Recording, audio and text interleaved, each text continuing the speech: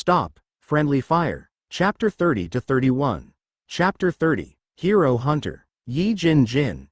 Are you really just friends? Yeah, we just get along really well. Yi Jin Jin. Someone you get along really well with. We're just friends. I'm a skeleton, so there's no way a normal woman would like me. We're not in a relationship, okay? Yi Jin Jin. Ooh. Yi Jin Jin interrogated Shin Woo through a private chat, and even after he'd explained to her a few times that he didn't have any feelings for Kratia, Yi Jin Jin grumbled in distaste. Yi Jin Jin. I'll be able to form a party with you once I'm level 7 as well, Mr. Shin Woo. No, I'm not going to form a party with you. I'm not even in one with Kratia right now. Yi Jin Jin. That's good news. No, in any case, when your levels are similar, then you can relate to them. But I'm still level 5, so I probably won't be able to participate in taking down one of the 12 generals. I'm ashamed of myself. Just keep at it with your own pace. You may die if you rush. Yi Jin Jin. Mr. Shin Woo, will you treat me nicely if I die and turn into a zombie or skeleton? Nope, I'm sick of being a skeleton myself, so make sure you don't die. Yi Jin Jin. Okay.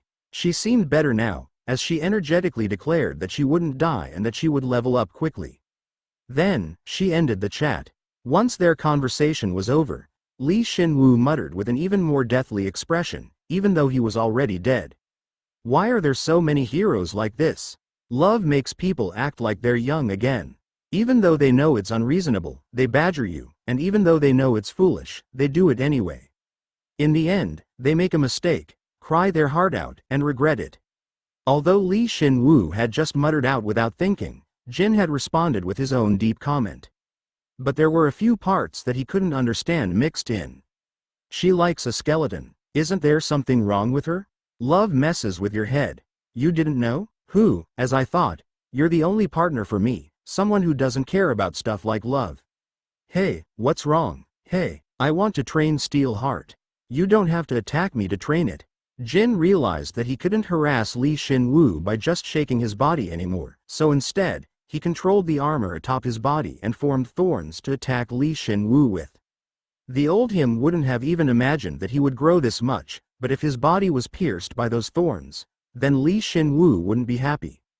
While Jin ran at top speed, Shin Woo had to dodge the steel thorns that Jin would attack him with randomly. But in the middle of that, Shin Woo realized something and suddenly became calm. I think this could be good training. Jin, try doing it a bit faster. You're the one whose head is messed up. Right now, they were traveling to a level 3 danger zone that they had never set foot in before. They could have gone straight there if they had taken the golem train, but they were going the long way around in order to avoid Ethan Cruz. But because Jin's speed almost matched the speed of the train, the time it would take had only increased from 1 day to 2. A hero in a level 3 danger zone. Ethan Cruz might be looking for the other undead heroes before his hunt. So, we need to make the first move. Shin Woo had already taken care of the heroes in the level 1 and 2 danger zones in the past. Of course, there had only been 3 of them, including the one who'd given him the Bursting Thunder skill. Anyway, all he had left were the level 3 and 4 danger zones. Shin Woo had been postponing the quest because the undead heroes' powers were unknown to him, but he decided that he needed the strength of the other heroes in order to fight back against Ethan Cruz. Fortunately, Ethan Cruz doesn't have an ability that locates the undead heroes for him. At all, he had been sure of it. If Ethan Cruz knew where the level 3 danger zone undead heroes were, then he would have gotten to them earlier. Moreover, Ethan had figured out where Shino Rendu had died and gone over there a few months after his death. Ethan's information gathering really sucked. In other words, Shin Woo was a cheat, as he knew where all the undead heroes were. That's probably why he's trying to gather us all in one place. Ethan's trying to gather us in a place he can see and procure us. He's even using one of the 12 generals as bait. Ethan wasn't just aiming for Shin Woo alone. He was also gunning for Lloyd, Prince, Kratia. He acted only after they had reached level 7. He was using their complete faith in him to stab them in the back, yet he was facing off against 4 level 7 heroes. Shin Woo couldn't even imagine what he was preparing for their fight. He might expand his forces as well. There's a high chance that he's going to move boldly, so I have to make the first move. You're the boldest. You. While they were on the move, Shin Woo messaged Kracia and roughly explained what Ethan was planning. He didn't need to add much, as Kracia had already seen Ethan lead the undead heroes. Kracia Meloy. We have to prepare. You just need to protect yourself against his darkness element. I'll take him down myself. Kracia Meloy. Okay. I'll leave that to you. You can also use the darkness element and even have the absorption ability, so it would be hard to fight him for anyone else. I'll need to think about a way to intercept the undead heroes while protecting myself.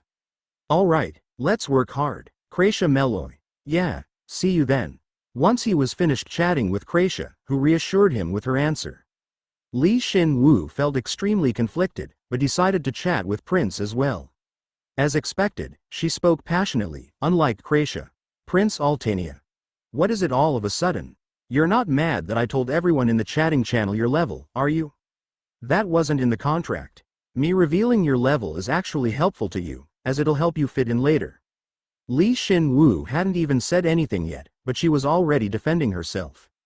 I'll file a claim regarding that later, he replied simply, making her tremble. Shin Woo then continued sternly. Senior, you know how dangerous darkness mana is, right? Prince Altania. I had no idea you could use that formidable magic. Senior Ethan Cruz can also use darkness mana.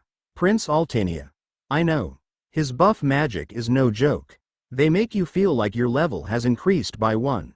As expected, he could concentrate his darkness element into a buff. Of course, if he did so, then he pretty much wouldn't be able to do anything, but it was still a viable move. Moreover, Ethan wasn't the type of person who buffed people out of the kindness of his heart. There must be something else hidden within that buff. The true ability of the darkness element isn't buffing. Prince Altania. Obviously, Senior Ethan is better at debuffing. You'll see for yourself later, but it feels really reassuring to have him by your side. I'm not kidding. He had somewhat expected this, but Prince had complete faith in Ethan. Like she was under the effect of a charm. Maybe she was affected by the darkness element. However, Shin Woo had his own trick up his sleeve. I see. By the way, you remember your debt, right? Prince Altania. Eek. Shin Woo gave up on immediately disclosing the truth about Ethan. Prince fully trusted that lunatic, so if he were to tell her the truth, she would immediately private chat with Ethan and make sure he was telling the truth. It's nothing special. I was just wondering if you could fight together with us if one of the 12 generals shows up. Because of that, he chose to take an indirect approach. Prince Altania.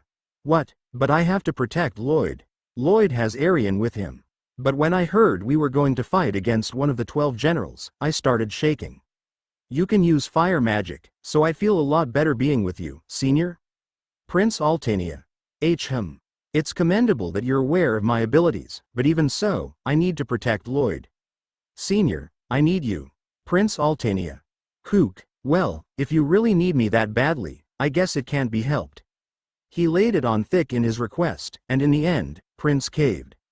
Honestly, he thought it was way too easy. Prince Altania. A debt is a debt.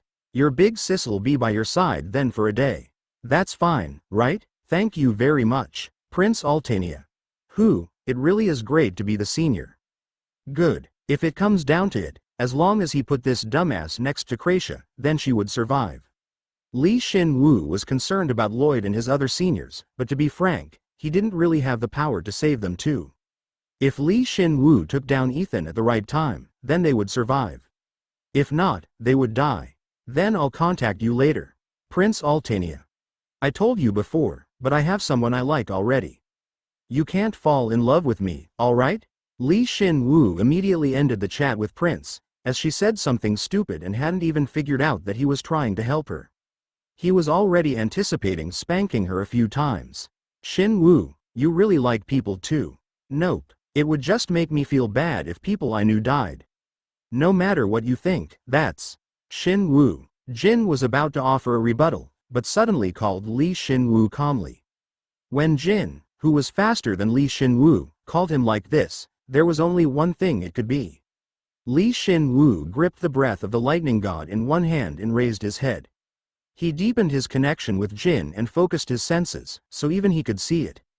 There was an undead standing atop a hill ahead that was watching them. It looks like a magician. Seems that way. Shin Woo, it looks like he's about to attack us with his magic. Then, shall we start with a light tap?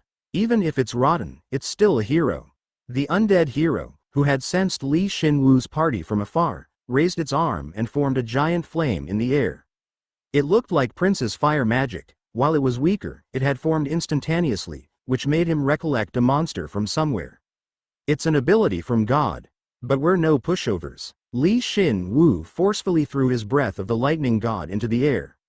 The mid-air breath of the lightning god obeyed his command, erupting in a huge explosion, and temporarily the entire area was tinged with lightning. And the 6 breath of the lightning gods that had been floating behind him until now, came forward, as if waiting for that very moment. The 6 blades sucked in the overflowing lightning energy from the surrounding area and accelerated. Immediately after, he shot the swords straight at the magician. I figured this out from fighting in the training facility. That it's better to explode one weapon and change the surrounding environment than to explode them all at once, as my weapons will become so much stronger that way. That's right, Shin Woo had mastered the idiotic and effective ability he'd learned from his battles in the training facility, to blow up his elemental weapon and change the environment. Kahawk, as expected, the 6 breath of the lightning gods were much faster than before, and shot out towards the magician with that increased speed. The first sword frontally clashed with the magician's flame and exploded, dyeing the entire area in lightning. The second sword shot out and was even stronger than before. The magician didn't even have the time to react as his head was completely destroyed. You have acquired 2 secret shop permits, and 17,554,190 perium. You have given peace to a comrade who walked a path he could not return from. You have partially cleared the quest objectives and have acquired 1 secret shop permit. The maximum level of the invisible heart skill has increased by 1. Because the magician had died, the remaining 4 swords lost their target and just remained in the air. They seemed to look around, which was a reflection of how Shin Woo was feeling. Shin Woo. Jin looked at Shin Woo strangely, as he had thought that Shin Woo would try bringing the magician to their side before killing it. But Shin Woo did his best to act like nothing was wrong and replied, I killed him because I thought we'd have to toughen you up a bit first. Honestly, he hadn't expected the magician to die from 1 attack. Although he hadn't killed him intentionally, he still ended up killing him, so he couldn't not pick up the loot. Ram flew quickly, picking up the loot for him. He had roughly expected this.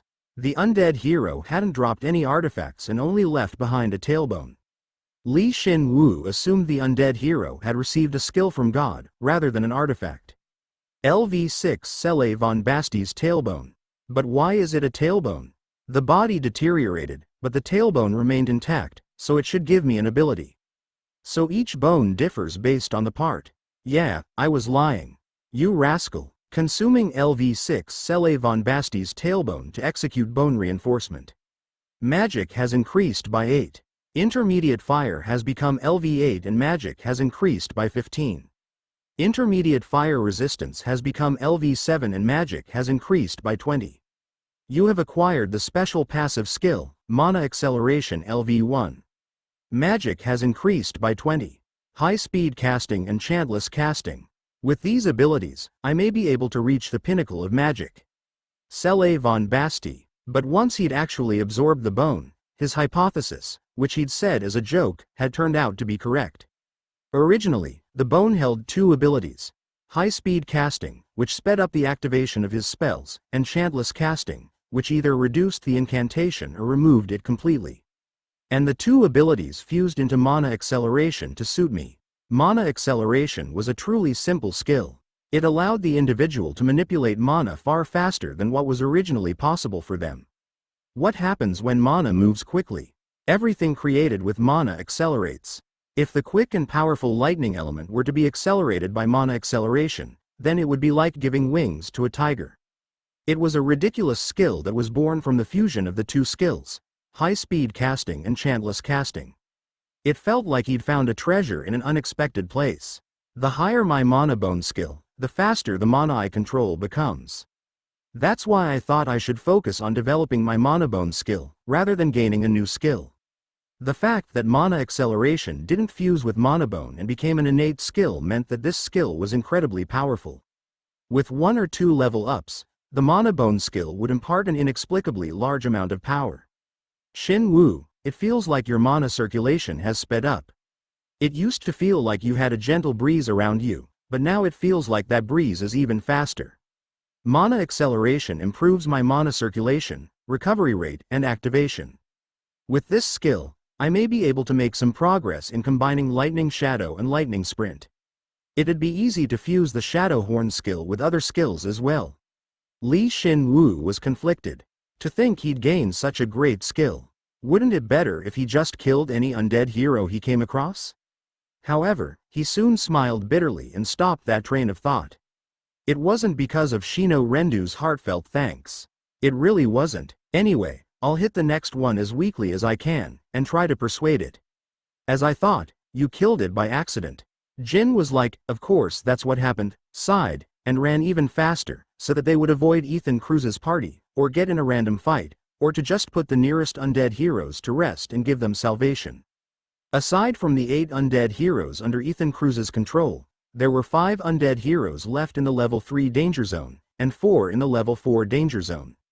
There were a total of 9 undead heroes left. It'd be great if we could get half of them. That undead magician might have been waiting for you to initiate a conversation. Hey, stop making me feel even guiltier. Shin Woo paid a silent tribute to the undead magician from atop Jin's back. He hoped that his senior's liberated soul would be happy in his next life. Of course, persuading an undead hero wouldn't become any easier just because one was determined. Kurwa, what kind of human makes that kind of sound? Kuha. Shin Woo had shown he wasn't hostile from afar, so that he could convince the next undead hero. But once the undead hero noticed them approach, it charged, and Shin Woo could tell that it clearly had no intellect left. Kiet, listen to me. You're forgetting who you are. You're a hero, aren't you? Kurwa. Despite Shin Woo ardently shouting at the undead hero as soon as he saw it, with acting and instigate activated, it opened its mouth wide open and shot icy breath at them, expressing its clear refusal. Seeing that, Jin grit his teeth. Kook, he has a skill like mine. Don't get competitive over useless stuff like this. While thinking that Kracia would be ecstatic if she could see this guy shooting cold air, he gripped the bifurcated snake spine in one hand. It not only helped with his magical calculations, but it also possessed the elemental reversal ability, which was great for blocking his opponent's elemental attack. Its information had been continuously updated in the bone armory, and compared to when it was first absorbed, its attack power was more than 100 points higher, and the elemental reversal ability was even stronger as well. Kurwa. He raised the staff, sucked in the freezing breath, and spewed out fire. The breath that the staff couldn't absorb was negated by the fire, while the fire was reinforced by the staff. The undead hero was swept up by the flames and suffered, but finally revealed its true form. Kuha. It shed the rotten human skin and threw it aside. Out came a rotten lizard's head, covered in pale blue scales, on top of a human body. Of course, it was still undead. Kurwa. Once it discarded its skin, it wrapped its fists in cold air and attacked. Jin dodged its strike, and at that moment it shot out an even more powerful frost breath. Shin Woo hurriedly turned his staff, absorbed the cold air, and grumbled as he shot out fire. Damn it, I don't know if that senior was a lizardman or a draconian, but if I wanted to remember its species pride, then what direction should I go in? Is that really important right now? Say anything. Kurwararara. He'd persuaded several undead and made several monsters go crazy, but he'd never convinced an undead hero, who was in the middle of the two. Shin Woo accepted that his acting skill was still not up to par. He should have studied other species beforehand, starting with the elves. Remember your pride. Who's your enemy? Why did you become a hero? Shin Woo consecutively recited lines that would work on several species and spoke strongly as the undead hero attacked him. He estimated that his opponent was level 6, so if he used too much strength, the fight would end instantly.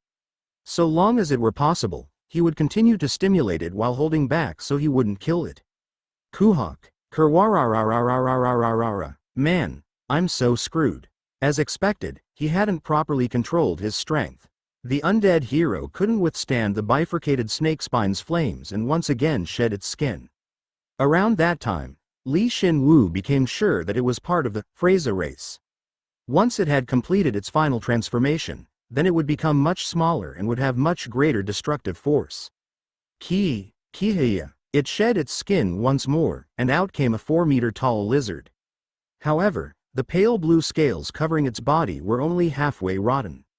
Did its insides not completely rot as it had so much skin on the outside? If that's the case, then there might still be a chance that it hasn't transformed into an undead. Kuu. It's just a monster now. Shin Woo, there's nothing you can do. You have to kill it. Kook. Attacking first didn't work, and counter-attacking didn't work either, so what should he do? Did he just have to scream and take its attacks? That would obviously be dangerous for him, even if he was level 7. TCH. Shin Woo clicked his tongue and activated Bone Armory's new option. The staff that had once been in his hand changed into a sword, and then he gazed forward. Kurarara. It covered its body in ice armor and charged. It was so much stronger than it was at the beginning. It seemed as though its mana had strengthened as well, as the path it tread froze. Sorry, cock. However, Shin Woo forcefully swung his sword, and a small streak of lightning followed. It passed through its head, down its back, and all the way to its tail. Then, the undead hero split into 2 pieces and fell to the floor. If Shin Woo had just reached level 6, then it would have been a great victory, but not now. You have acquired 2 secret shop permits and 11,432,860 perium. You have given peace to a comrade who walked a path he could not return from. You have partially cleared the quest objectives, and you have acquired 1 secret shop permit. The maximum level of the invisible heart skill has increased by 1. This ain't easy. Shin Woo withdrew his sword and smiled bitterly. He may have become too confident after he'd made Shino Rendu his subordinate. There were so many variables that came into play when dealing with the undead, and he had been careless. You have acquired LV6 Suida in P6 Skull. You have acquired LV6 Suida in P6 Ice Skin. You have acquired the LV4 Ancient Lizard Leather Clothes. Bone Reinforcement has transformed it into the LV4 Glacier Lizard Skin Armor, +5. Oh, it dropped 2 bones. Be remorseful or happy. Choose one. Shin Woo was briefly remorseful, but after that, he absorbed the skull to acquire the information held within. As he'd roughly expected, his ice element and ice resistance leveled up sharply, and because of that, his magic and health increased as well. You absorb the ice skin. I know what you're thinking, but I won't grow any skin. To think you can't understand my pure wishes of wanting my partner to grow? You can't fool me anymore. Shin Woo reinforced Jin, allowing him to absorb the ice skin. Just like he'd wanted, Jin gained intermediate ice resistance. That wasn't all. It seemed like he gained some proficiency in Steel Heart as well. Finally, Shin Woo absorbed the skin armor, which was the jackpot. The LV4 Glacier Lizard Skin Armor, +5, is being absorbed through bone reinforcement. Health has increased by 7 and magic by 8. Intermediate ice resistance has become LV7 and magic has increased by an additional 5. The information for the LV4 Glacier Lizard Skin Armor, +5, is being recorded in the Bone Armory. Your armor can now be changed into scale armor, and additionally, the LV4 ice element can be applied to all equipment in the Bone Armory. The Bone Armory's information is being extensively updated. He'd gotten one step closer to collecting all of the various elements for his equipment, which he'd forgotten about. Shin Woo imagined himself changing the elements of his equipment as he swapped out his equipment and grinned. Seeing that, Jin's goblin fire blazed coldly, and he muttered. This guy, he's going to kill all of them, isn't he? Shin Woo wasn't able to convince the next 2 heroes and was forced to kill them. One of them was a level 6 undead hero, who possessed balanced stats, which he hadn't seen in a long time, but it hadn't possessed an exceptional skill of any kind, so it merely raised his stats a little bit. What a bummer. The other was just a level 5. It didn't have a special skill, but it did have an artifact. Then, a level 6 treasure eater appeared, so he ended up killing it too. All this time, the treasure eater hadn't eaten the artifact, so he considered himself quite fortunate. Shin Woo thought he might have pheromones that attracted treasure eaters, but there was no way of knowing. You have acquired the LV6 Titan's Pride. You have acquired the LV5 Gambling King's Jewel. Through bone reinforcement, it is transformed into the LV6 Critical Star Fossil. Steve, you always come at the best of times.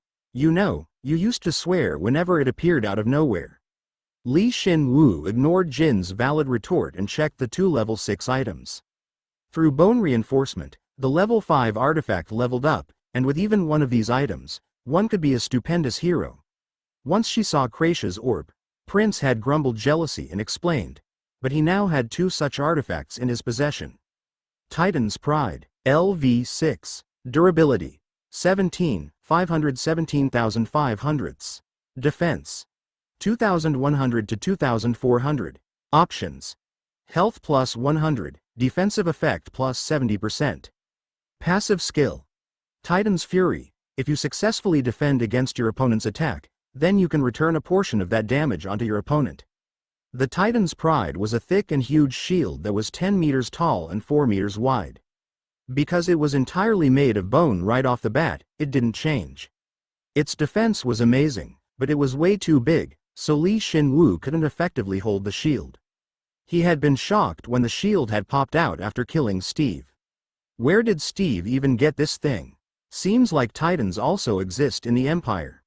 Shin Woo was anxious, as he wondered whether he could absorb the shield or not. Even so, he stretched out his hand, gripped the tip of the shield, and slowly activated bone reinforcement. Then, the shield immediately was enveloped in black energy, and was entirely sucked into Shin Woo, absorbing the LV6 Titan's Pride through the bone reinforcement skill. Health has increased by 100. Bone Armory has stored the information of the LV6 Titan's Pride. The Titan's Pride will be scaled down to fit the user and can now be summoned. You can now gigantify and summon the equipment stored in the Bone Armory. If Bone Armory levels up just a bit more, then it will become possible to fuse the information of the Titan's Pride and the Bone Fortress, which will likely result in a new piece of equipment. At first, Shin Woo had been concerned that he'd never get the opportunity to use this piece of level 6 equipment, but that wasn't the case because of Bone Armory's modification ability. Moreover, he was now able to gigantify his equipment, though he had absolutely no idea how he would apply the new ability. If I end up having to disguise myself as a Titan, then I won't be in a pickle because I have a weapon I can use. You don't say stuff that's so clearly distressing. Shin Woo summoned the scaled-down Titan's Pride. Although its maximum defense reduced by 600, its options remained the same. Of course, Shin Woo preferred dodging attacks and counter-attacking over just defending because of his connection with Jin, which increased his dynamic visual acuity and his reflexes. But there was nothing wrong with obtaining such a durable shield. No matter how much I thank them, Steve's, it's not enough. You really are terrible. Shin Woo pretended like he was listening to Jin and looked over the LV6 Critical Star Fossil next. This was the result of bone reinforcement leveling up the hero's original level 5 artifact, the Gambling King's Jewel. When he took a closer look, Critical Star Fossil, LV6, Durability, 320. Options: All stats plus 10. Passive Skill, Lucky Strike. There is an extremely high chance that the amount of parium you pick up will increase. But Shin Woo immediately flinched when he looked over the item's info. It was a fossil necklace in the shape of a star. It emitted a gentle light, and its info was truly extraordinary. Of course, it was a skill that relied on chance, but when it worked, it would increase the amount of parium he picked up. To the heroes, who relied on God's secret shop, it was an item worth staking their lives on. He must have been so bitter that he died while possessing this item. Of course, he didn't know what ability the star fossil possessed prior to its transformation, but he was certain that it would bring good fortune to the equipper. Shin Woo expressed his condolences to the dead hero again, but his condolences and him hitting jackpot were two different things, so he mercilessly absorbed the star fossil. Absorbing the LV6 Critical Star Fossil through the bone reinforcement skill. All stats have increased by 10. You have acquired the special passive skill, Lucky Strike LV1. Shin Woo flinched once more. He thought the star fossil would be stored in the Bone Armory, but he had learned the necklace's ability as a skill instead. And now that he thought about it, Shin Woo didn't have any accessories stored in the Bone Armory, despite him absorbing accessory-type artifacts, or bones that used to look like accessories. Perhaps bone armory was supposed to be used that way. He'd gained a skill that had the potential for growth, so it was an even better result. This is tough. I have to keep the rest of my undead seniors alive. You say that, but you're smiling so evilly. Shin Woo felt so much wealthier and ran through the empire with Jin. There were only 2 undead heroes left in the danger level 3 zone. Ethan Cruz's undead group was also in the level 3 danger zone, so he wanted to deal with the rest of them as quickly as possible and move on to the level 4 danger zone. However, a quarter of a day had passed. Shin Woo, I see him. Nice, then, you have forgotten who you are, hero. What are you doing, hurry?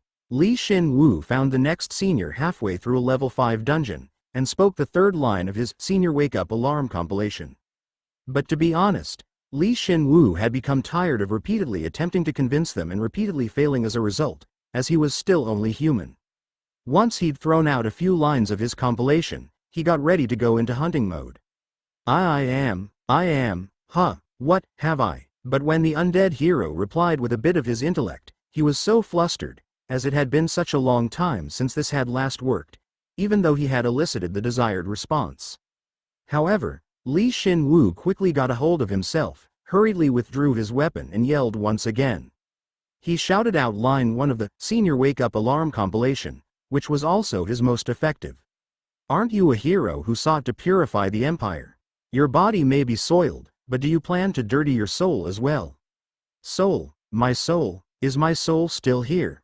Who killed you? Who do you need to kill? Shin Woo, you look really excited. Shin Woo kept stimulating his mind by throwing out these lines, and then, the undead hero began to squirm, which was quite the laughable sight. But it seemed like his body and mind still weren't completely in sync, as he aimed both his arms' bronze fingernails at Shin Woo and shot them at him. They were so fast that Shin Woo couldn't hope to dodge them. No way, this is. Despite Shin Woo being in a level 3 danger zone, he thought that perhaps this opponent was a level 7, and was able to dodge the attack through his connection with Jin. They would probably be able to fight against him for a short period of time, but the longer they were unable to mount a proper offensive, the worse the situation would get for them. He would persuade him before then. Open your eyes. Remember your name. I'm a hero who once followed God's command. Who should you be pointing those fingernails at? They made me into an undead. And who is it that made you into an undead? The Empire and the heroes. What, huh? What did the heroes have to do with this? Shin Woo was momentarily unable to speak but was somehow able to push on. The undead hero's fingernails had cut through the air and grazed the edge of Shin Woo's armor. The pure heroes might get caught up in those heroes' plot. What, did you say? His movement momentarily froze. Yeah, this was it. He did it. The other heroes will be caught up in that man's plot. The other heroes don't know about his sinister plot as of yet. Are you just going to sit there and let them be sacrificed like you were? Other pure heroes. He agreed with him. Shin Woo was sure that his words were super effective on him. What remarkable wit. If that's the case, then he needed to strike a decisive blow, but was the man that ambushed him and the one who was trying to kill Shin Woo one and the same? Shin Woo slightly pondered the subject, but he decided to go with his winning move. Ethan Cruz. Gururuk. The moment Shin Woo uttered his name, the undead hero bared his teeth and screamed like a wild beast. From the outside, he almost looked entirely human, but his nails were unusually sharp and he could attack with them as well, signaling that he probably wasn't human, like the hero Shin Woo had fought before. Ethan Cruz? Yeah, right now he's trying to kill the pure-hearted heroes who follow God's command. Ethan and Mentes? Those bastards. They killed me and tried to control me. I was able to escape their control because of my darkness energy, but in the end, I became like this. Something he'd only suspected had been disclosed. To be honest, when Ethan had first suggested that they hunt one of the 12 generals and Mentes had reacted negatively to it, he thought that perhaps Mentes was in on his plan. And it turns out that they were indeed connected. They probably convinced themselves that this was the only way to purify the Empire. Follow me if you want revenge. I'll give you new power and a new chance. You will. The undead hero instinctively withdrew his fingernails, that were pointed at Shin Woo, and asked. It seemed like much of his reasoning had been restored. He did it, he's almost there. Shin Woo felt like cheering. Yeah, you're incomplete, and I can make you whole. Are you like Ethan Cruz? If that's the case, then what you should be asking me isn't so trivial. Shin Woo purposefully cut him off with a strong tone. Can we kill Ethan Cruz and Mentes Oren? Isn't that what you should be asking me? The eyes of a ferocious beast stared at Shin Woo from behind his rotten human flesh. He had realized that he wouldn't be able to win against Shin Woo at full strength. But he decided that if Shin Woo were to try convincing him by force, then he would take an arm with him and leave behind this curse-ridden life. However, who are you? I'm Paul Zero. I'm an undead like you. Ah, that's right. I'm a bit unique, as I work together with the heroes. Paul Zero, what do you want? Life. At the same time, I want freedom. I also want to destroy everything connected to this disgusting curse. Can you promise me that you'll release me when everything is over? I'll release you if that time comes. Shin Woo wasn't interested in world domination. He killed the undead heroes not to increase his fighting strength, but to give them another chance to fight. No, never mind. Fine, I agree. Bisher Moon of the Moon Clan will follow you, Paul Zero. Did he figure out that Shin Woo was telling the truth? A beast in the form of a human. Bisher Moon took a step back and respectfully bowed his head. At that moment, he completely discarded his human skin. As I thought, he wasn't human. He was a lycanthrope. At the same time, Shin Woo's darkness mana enclosed the lycanthrope's body, and as if responding to it, dark energy poured out of the lycanthrope as well. It wasn't the curse's energy that had covered his body, but his darkness mana. He said he was able to escape their control because of his darkness energy. So this is what he meant. Perhaps Ethan had been gunning for him because of his darkness energy. While he nodded his head, Shin Woo's mana completely covered the lycanthrope, strengthening him. He was familiar with this now.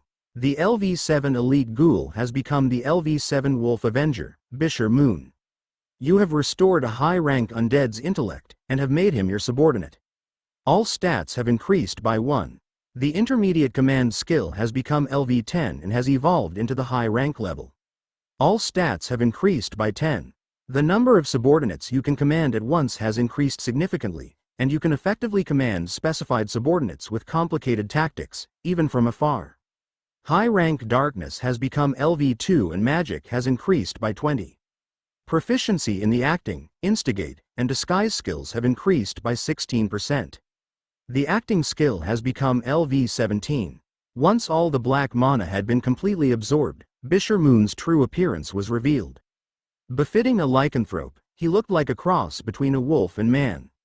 He possessed a bronze, robust and muscular body, which made it nigh unbelievable that he was undead, and a face and mane that resembled a wolf. Also, his body was fully covered by a black metallic armor. There was only one thing that proved he was undead. A blue goblin fire blazed within the whites of his eyes. He looked similar to Shino Rendu and the Kaipals. I understand now. Your use of darkness energy is incomparable to mine. I've met an undead who isn't truly an undead. Yeah, I'll be counting on you, Bisher Moon. With that in mind, let's. Shin Woo wondered why all the high-level undead he formed a master-servant contract with gained such cool bodies and armor. Even though he was jealous of them, he still remained outwardly calm and said, "Shall we talk about Ethan Cruz and Mentes Oren?" Of course. Bisher Moon nodded his head as if he were waiting for this. There was no way Ethan Cruz and Mentes Oren could know that their victim had become his subordinate and was telling him everything about them. But Shin Woo's preparations for his hunt had just begun. He was prepared to fight Ethan, fair and square. It all began when they started calling me privately. They told me that they really valued me and that I had the ability to quickly make it to the top. Bisher Moon began, and it sounded so similar to something Shin Woo had heard before. That's right, it was almost identical to what Ethan Cruz had said to him. But there was one thing different. Ethan had gotten Mentes Oren involved early on with Bisher Moon. Bisher had been suspicious of Ethan Cruz but hadn't suspected Mentes Oren. Thus, Bisher Moon fell for a trap and was cursed by Ethan. That curse was, say again? It is called Deadly Force, a curse that's almost the same as death. It's one of the world's worst curses, and so long as you're not well versed in using darkness magic, you won't even notice that you're affected by it. He'd heard that Ethan used curses, but he was this powerful? While Shin Woo was astonished, Bisher Moon added to his explanation. I believe deadly force was created by mixing together the Empire's curse, as well as a few other ones. Indeed, you're right, it makes sense. Deadly force is so subtle that you wouldn't even know you were affected by it, even if they cast it right in front of you, but though unskilled, I'm able to use darkness magic. The moment I realized that I'd been cursed, I desperately tried to fight it off. He tried to cast a subordination curse onto me, but I was able to dispel it with my darkness magic. But he couldn't chase you down. According to Bisher, he had been dead for years. If that's the case, then Ethan was already incredibly powerful in the past. Shin Woo asked a reasonable question and Bisher replied firmly. Honestly, this was the core issue here. Because deadly force is such a fatal curse, it has a few downsides. First, it's difficult to use against those with more magic than the caster. Second, the target can move freely until their death. It's all or nothing. Aha! Shin Woo recollected what God had told him before. He needn't be worried about Ethan Cruz. Since he possessed curse resistance. Max, there was no way Ethan Cruz's curses could affect him. Well, so long as his undead weren't nearby. That's probably why he called for Mentes Orin. But because I knew about the curse beforehand, I was able to fight off Mentes Orin and run away. What about the other undead? I was able to momentarily confuse them with my darkness magic. As darkness magic forms master-servant contracts, it can likewise be used to weaken that link. Shin Woo could understand why God awakened his darkness magic. And for someone who was so unskilled, Bisher Moon sure seemed like an expert. But it was a really close call. If I had made a decision a split second too late, hadn't injured Mentes Orin, or hadn't been able to confuse Ethan's undead subordinates with my darkness magic, then I would probably be by his side right now. And Shin Woo would have had to prepare himself for 9 undead rather than 8. There was one thing he knew for certain. If he wanted to beat Ethan, then he would need to rip the undead from his control. And if I can, get him to use a curse on me. Ethan wouldn't expect him to take that magic head on, so he would have to do his very best to make him use deadly force on him. Shin Woo was starting to form a plan in his head. Plus, I originally wanted you to join up and lead my other subordinates until the time for your revenge came, but I will, so long as it helps me get my revenge. Even though we'll move slower, we should go together. You see, I'd like you to tell me everything you know about darkness magic. A few days should be fine. What? I'm not going to put another guy on my back. But you can use darkness magic that's much greater than mine. Shin Woo's bombshell caused both Jin and Bisher to yell in astonishment simultaneously. He comforted Jin, saying that he had no intention of letting Bisher ride on his back, and then replied. I may know how to use the darkness element, but I don't really know how to use it, so teach me the basics. How can that be, for someone who can command that much darkness? It was as though he, who couldn't even crawl before Shin Woo at his level, was given the ability to fly in the sky. But it was the truth, so it couldn't be helped. Of course, Bisher couldn't refuse Shin Woo's request, so they would temporarily travel together. That's correct. That's confusion. It really is easy. Then, is that it? Yes, that's correct. He was finished in just half a day. Nice. Thanks for taking all this time to teach me everything. All this time? It's only been a little over 10 hours. The Empire's artificial sun slowly dimmed and it had become night. He had given peace to the final undead hero in the level 3 danger zone. Unfortunately, this senior was a big fat 0 again. So he was in the middle of moving onto the level 4 danger zone. Shin Woo was able to understand Bisher's darkness magic, which he'd trained for his entire life, before his death, in one go. He looked at Shin Woo and asked him in small disbelief. I'd like to think that you weren't making fun of me, but were you truly unaware of it?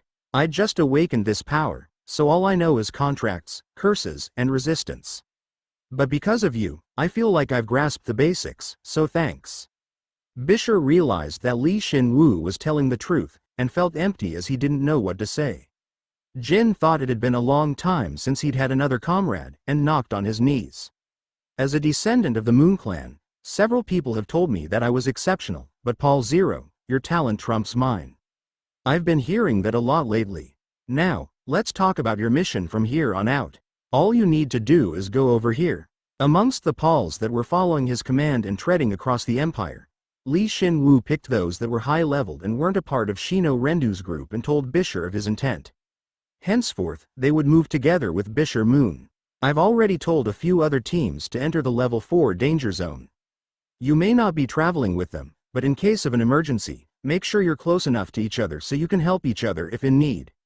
You got it? Of course, since I went through there in the past. There's no way of knowing how dangerous a large city will be. After just one awakening, Bisher Moon had regained all of his memories as a hero, which almost made him forget that he was an undead now. Was the rate at which he recovered his memories faster than Shino Rendu because he died at a higher level? Yeah, remember to adopt hit-and-run tactics. If you're caught by one of the 12 generals, or if you run across an informant, then report it to me immediately. You really are cooperating with the heroes in order to purify the Empire. Of course I am. And we'll kill Ethan Cruz faster than you expected. I'll call you before then, so make sure you're prepared. That's exactly what I wanted to hear. Shin Woo had gotten a solid grasp on Bisher Moon's abilities, as he spent a half a day with him. His pledge of loyalty hadn't been an empty promise, and he was sure that Bisher wasn't the lying type. He was plenty satisfied with that. Above all, I'm really happy that I can get stronger again. Then get going, if for no other reason than to get stronger. I understand. Bisher departed in satisfaction. Once he'd sent him off, Shin Woo spread out his map and approximated where his subordinates were. Good. They're still doing well. Not many have died either. Of course they are. They're all elites. Even so, it would be over for them in an instant if they made a mistake. It's a relief that they're growing within that danger. The level 4 bronze golems, which were the only ones amongst his subordinates that weren't elites, treaded through the level 2 danger zone, while the level 5 and 6 golems and Pauls traversed through the level 3 danger zone. And now, the Kai Pauls, the Chimera Avengers, and the group of elite Pauls led by Shino Rendu and Bisher Moon respectively were allowed to go through the level 4 danger zone. Shin Woo organized a path for them so that they could avoid danger and grow as much as possible. If they can grow safely by avoiding the heroes, especially Ethan Cruz, then it wouldn't be long before he led them into the fight against one of the 12 generals. It's unfortunate since it seems like Anti-Skull will show up soon. If Ethan Cruz wasn't such a bastard, then I would have taken my time and infiltrated Anti-Skull. Yeah, so unfortunate. Let's kill Ethan Cruz and go play with Anti-Skull instead.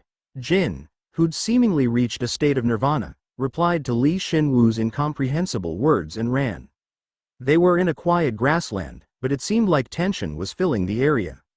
I have no idea what's going to show up. Well, that's the kind of place we're going to after all.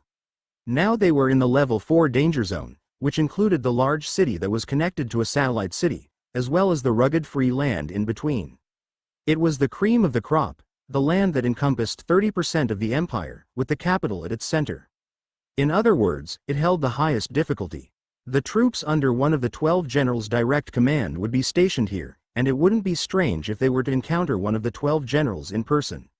They had reached the front line of the heroes. I've learned which places are safe from our seniors.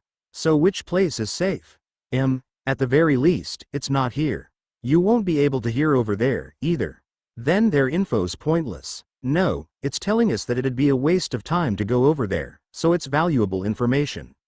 Since it was a safe spot that had been procured by heroes dozens of years prior, then that meant that it wouldn't be the least bit helpful to Shin Woo. And we know where Ethan Cruz frequents, as well as where one of the 12 generals supposedly patrols, so it's fine. Plus, I was able to figure out how I could acquire my seniors, the undead ones, while avoiding the notice of my other seniors. You're talking about your senior heroes, right? All his seniors who were going through the level 4 danger zone were level 7 monsters.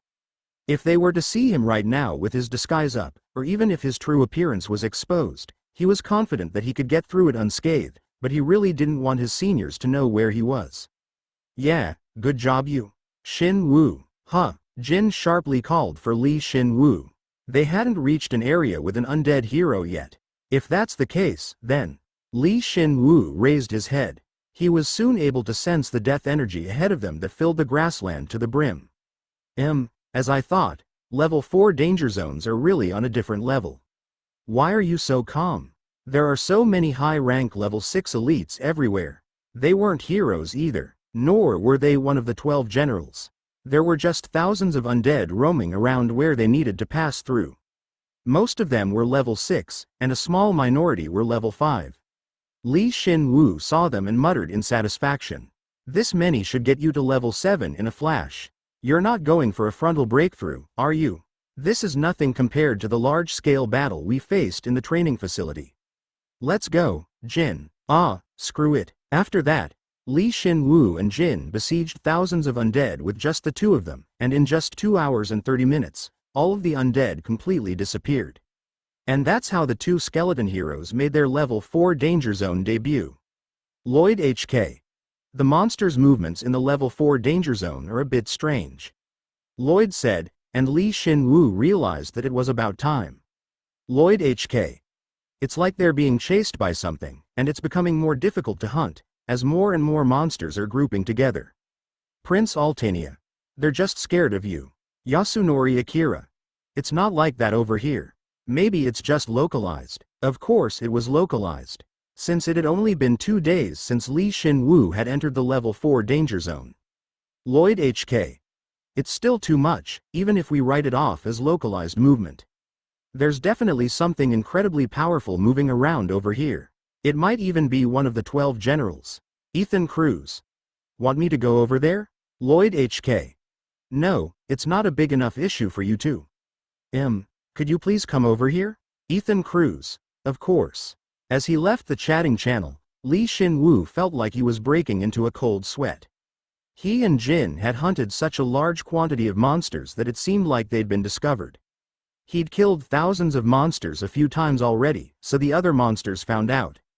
Then, unfortunately, those monsters left in droves to avoid them. The undead monsters. In order to escape them, I thought I'd be able to go wild in the level 4 danger zone, as there are so many high-level monsters here, but the other heroes aren't hunting the high-level monsters like we are. Unfortunately, after his fight in the training facility, he had learned how to fight against a large quantity of enemies, so Shin Woo had become fond of fearlessly charging into enemies, regardless of how many there were. Though it was a level 4 danger zone, Shin Woo and Jin trusted in their immortal bodies and slaughtered the monsters, as they only needed to be wary of the level 7 monsters, as even the level 6 monsters were no match for them.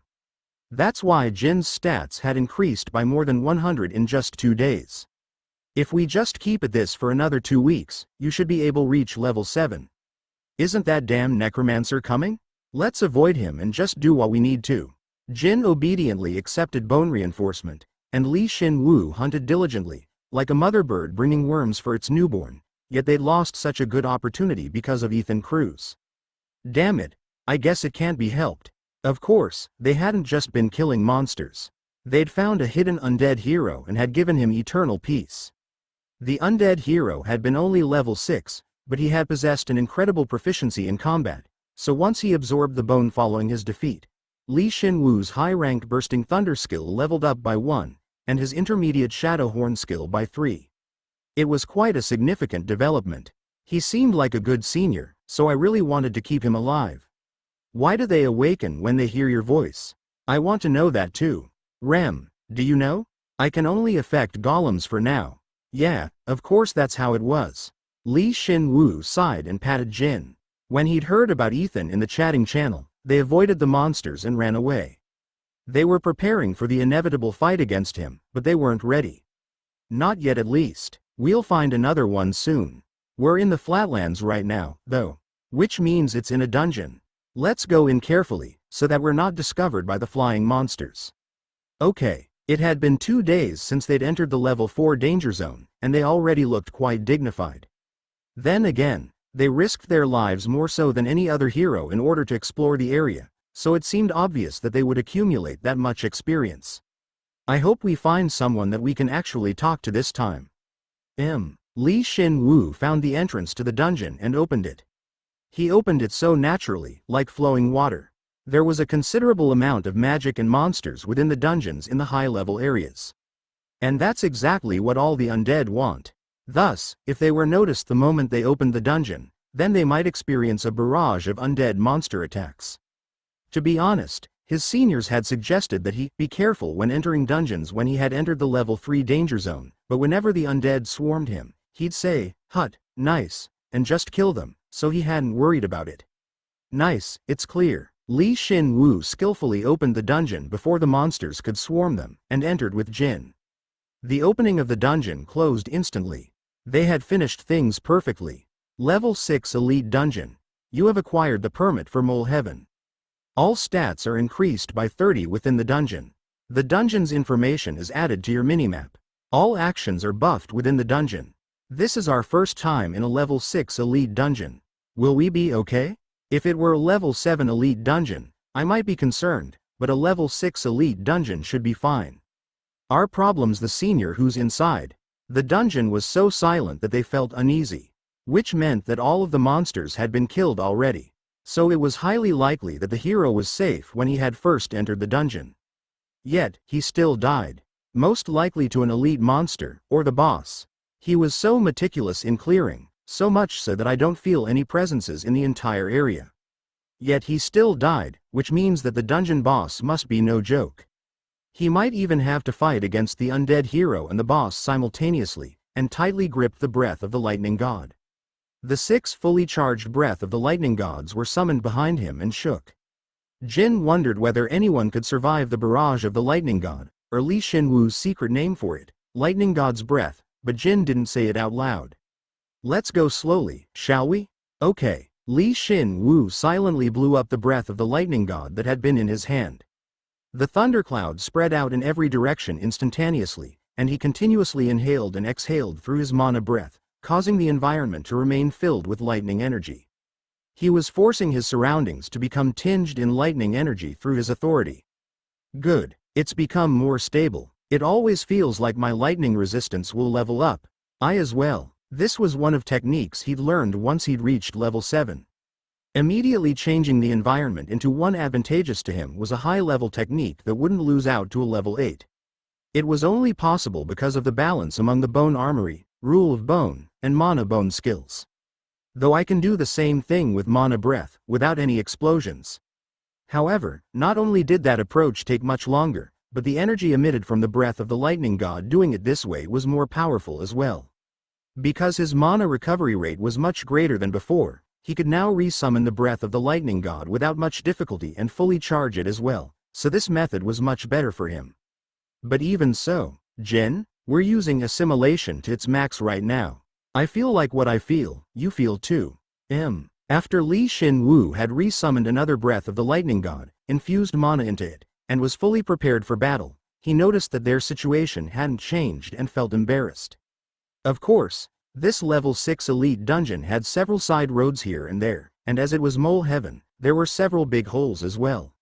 It was also a considerably large dungeon, but even taking all of that into account, there were too few presences. At Jin's level, his crawl was as fast as a train, but even at that speed, there was nothing that they found. Where's that senior? Is he really here? Maybe this is an empty dungeon that someone already cleared. He's definitely in here. But there's only one undead senior inside of an empty dungeon. If I were to make sense of this, then Shin Woo's goblin fire burnt gently and gripped his breath of the lightning god more tightly. Jin, inspired by Shin Woo's fighting spirit, followed suit and became cautious. They went deeper into the dungeon, exploring every nook and cranny, and in the end, they arrived near the boss room. He's not here. Shin Woo, are you okay? Shin Woo finally came to the conclusion that there weren't any monsters within the dungeon. He had been suspicious when he hadn't felt any living energy within the dungeon, but he hadn't expected the boss to be dead as well, and felt dejected. They really did go to heaven. You're terrible, so what are you going to do now? Are you going to go in? At the very least, Jin could tell that Shin Woo was wary of the senior inside. Shin Woo just nodded his head at Jin's question. We've come this far, so we can't just turn back. If they're one of Ethan's agents, then all the more reason for us to take him down. Yeah, if need be, we can just kill him I guess. Nah, I'm not going to kill him. Shin Woo was sure that Jin hadn't forgotten about their encounter with the Archmage the other day and his resulting death. He softly gave Jin a Dutch rub and then placed his hand atop Jin's head. "Let's go, Jin." "All right." Dozens of lightning arrows appeared in the air. It was the breath of the lightning god's option, Thunder Arrow. It was quite an efficient skill, as it only consumed a small amount of mana to consume a large quantity of controllable arrows. Hup! Shin Woo controlled the thunder arrows telekinetically, and shot them at the boss room door. The arrows battered the door together, and although they didn't break through the giant stone gate, the arrows managed to weaken the sides, allowing them to enter. There was a calm-looking skeleton within. I didn't think an undead would come into the dungeon. The skeleton's bones had turned black, and wore a robe adorned with luxurious gemstones above them. And in the place of eyes, he had green gems, emeralds embedded. It really looked like a lich that came out of a game. Whether it was fortunate or not he couldn't tell, but it wasn't a lich. If he destroyed its main body, it would die. "You seem to be quite a high level. Are you as powerful as one of the 12 generals?" Nope. Considering the fact that he could talk to it, the skeleton had definitely retained its intellect. Even though it retained its intellect, he had no proof that it was still sane, so Shin Woo didn't drop his combat readiness. But it wasn't like he could attack it right away. First off, he would have to show his respect to his senior. "I'm someone who opposes them." Opposing the 12 generals? It's been a long time since I've heard something so funny. An undead that opposes the Empire. Are you perhaps connected with Ethan Cruz? No, if you were working together with Ethan, then you wouldn't have been able to find this place.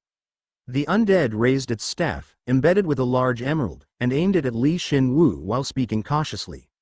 "Are you a hero? It seems like you're still self-aware." Shin Woo hadn't met an undead hero until now that had been self-aware that they were a hero, and acted accordingly before he could even convince them. He'd thought that perhaps a case like this would come up in the future, but he couldn't feel relaxed yet. At least now he had a chance to figure out how to approach this situation. "Then, you two? I'm Paul Zero. If you're not hostile, then I'd like to talk to you." "How about it?" Shin Woo withdrew his breath of the lightning god and spoke, though of course, the second he saw something strange, he was prepared to counterattack. The skeleton likewise withdrew its staff. He was definitely a lot different from the undead he'd met until now. No, perhaps it was different from any of the undead he had met. Well, this is quite surprising for me as well. "All right, let's talk." "Oh, right, my name." It stroked its face with its free hand and replied, "My name is Lee Man Bok." A familiar name popped up. According to Lee Man Bok, he was part of the first hero group that was summoned. He had been a typical company employee in Seoul, South Korea, and when he was summoned, he asked that God give him the ability to use magic. Fortunately, he had a high aptitude for magic, so he was able to win every battle in the Empire. That young lady was beautiful. The one who's in charge of the shop.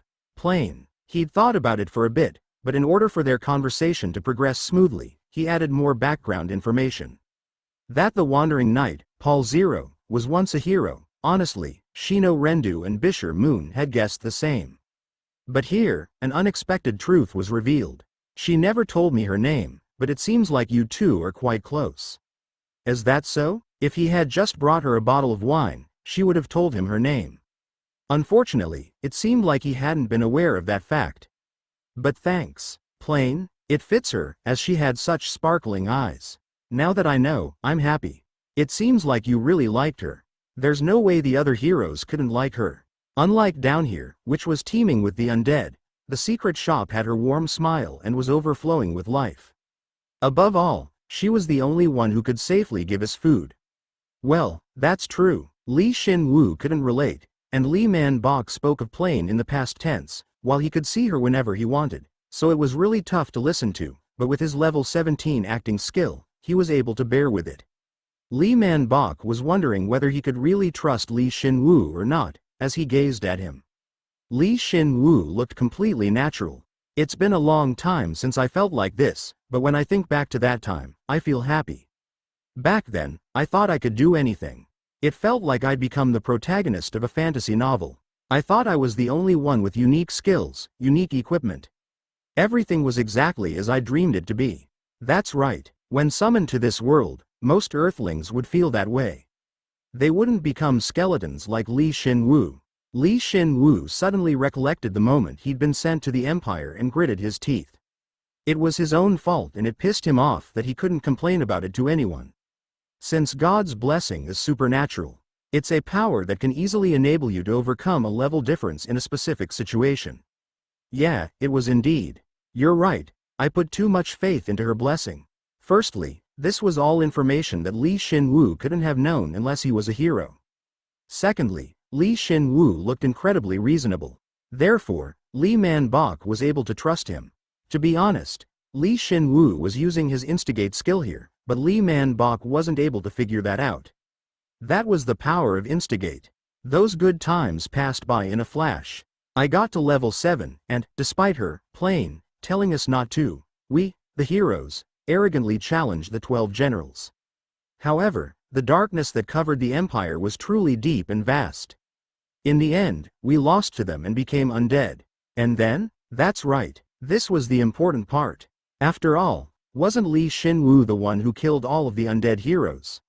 Lee Man Bok saw Shin Woo's goblin fire burn, gravely nodded his head, and spoke. Of course, I didn't regain consciousness immediately.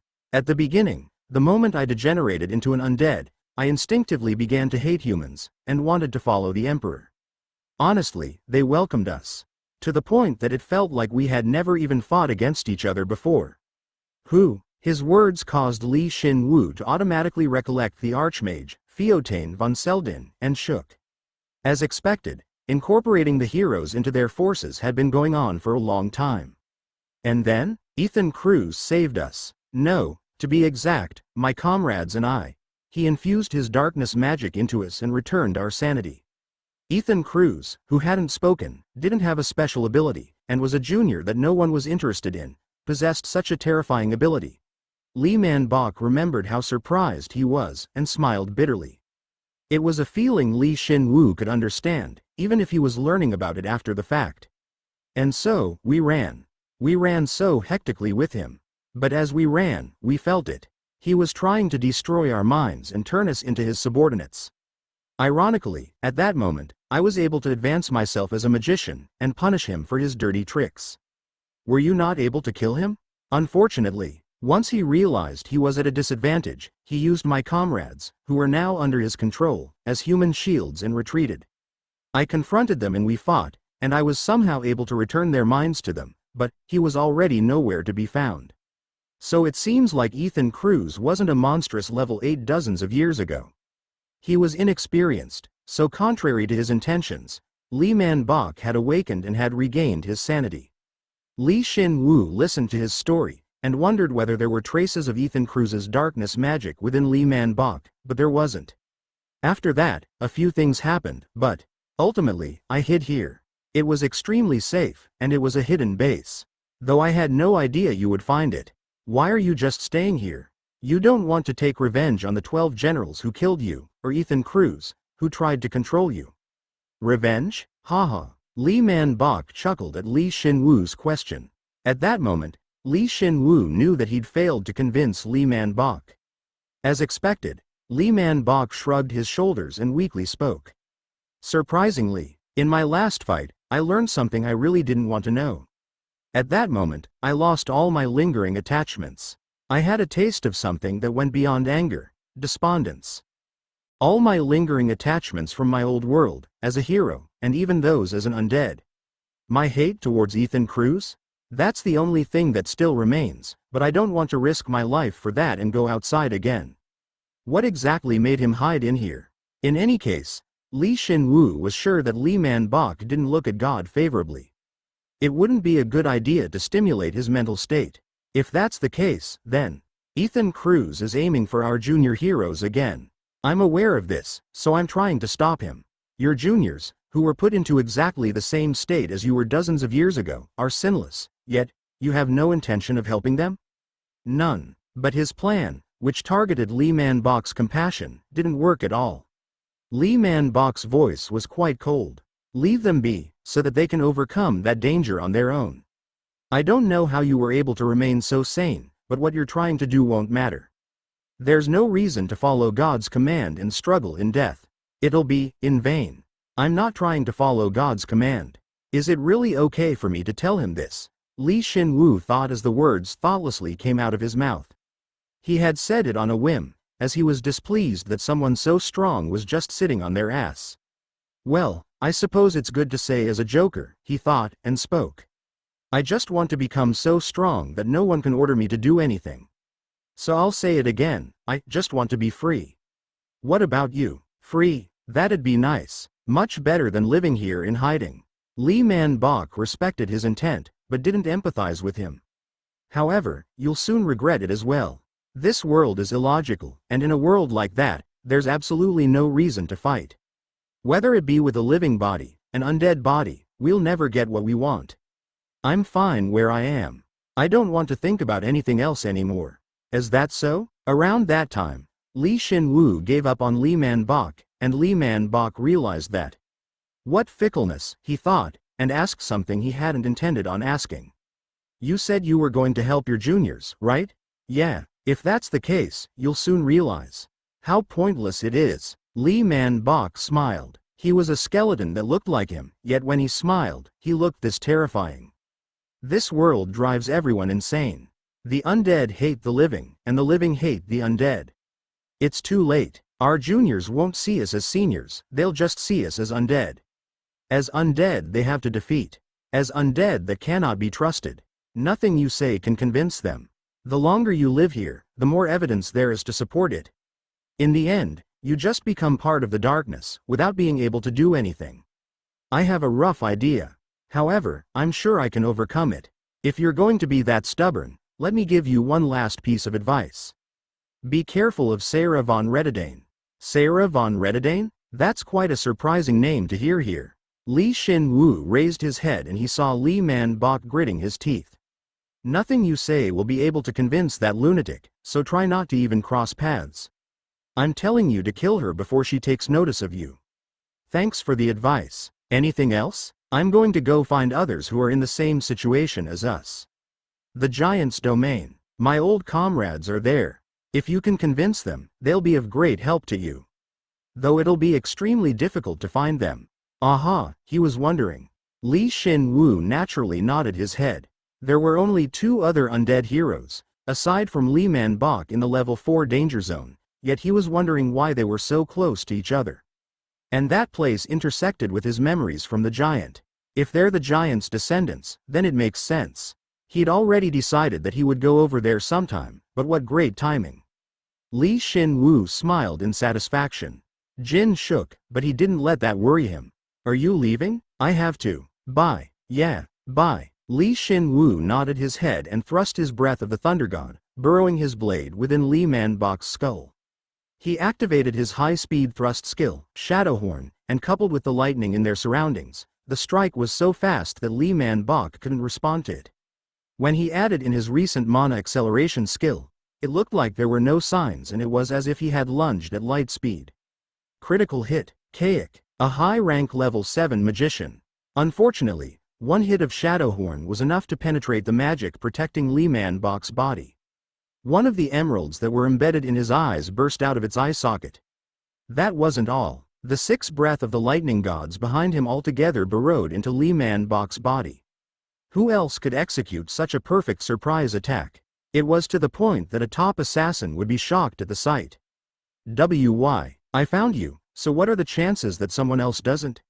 I have no idea when I might face you as an enemy, so when you said, I'm going to just hide here and live my life, did you think I would be like, yes, do you as wish?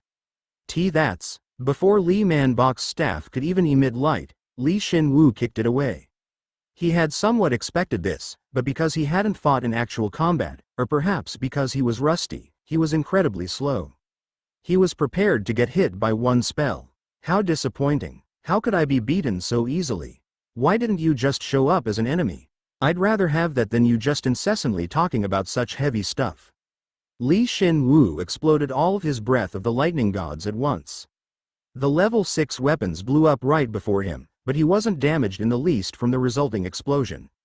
That meant that he could control lightning that naturally. Ga? At least you were hiding a trick up your sleeve. However, the moment that Li Man Bok's robe shined, his almost fully broken skull regenerated.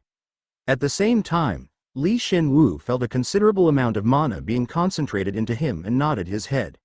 He gathered lightning mana that came about due to the explosion in one hand, and used Shadow Horn once more. It would be difficult for a trained magician to recycle mana like he did. Kuuk. Contrary to Hansen von Dorothy's technique, Shin Woo created a true, lightning shadow, and mercilessly pierced through Li Man Bok's skull, completely destroying it. His attack, which used lightning concentrated to its very limit, as well as shadow, had overcome physics and had sublimated into something else. You have acquired 2 secret shop permits, and 45,591,340 perium. You have given peace to a comrade who walked a path he could not return from. You have partially cleared the quest objectives, and have acquired 1 secret shop permit. The maximum level of the invisible heart skill has increased by 1. This time, he had completely finished his job. Shin Woo sighed and snatched the robes from the ground. They were definitely a treasure, considering the fact that they retained their shape despite the explosion. You have acquired the LV6 Sage's Regret. Through bone reinforcement, it has become the LV7 Prayer of the Dead. Holy crap, it turned into a level 7 artifact. Jin, look at this.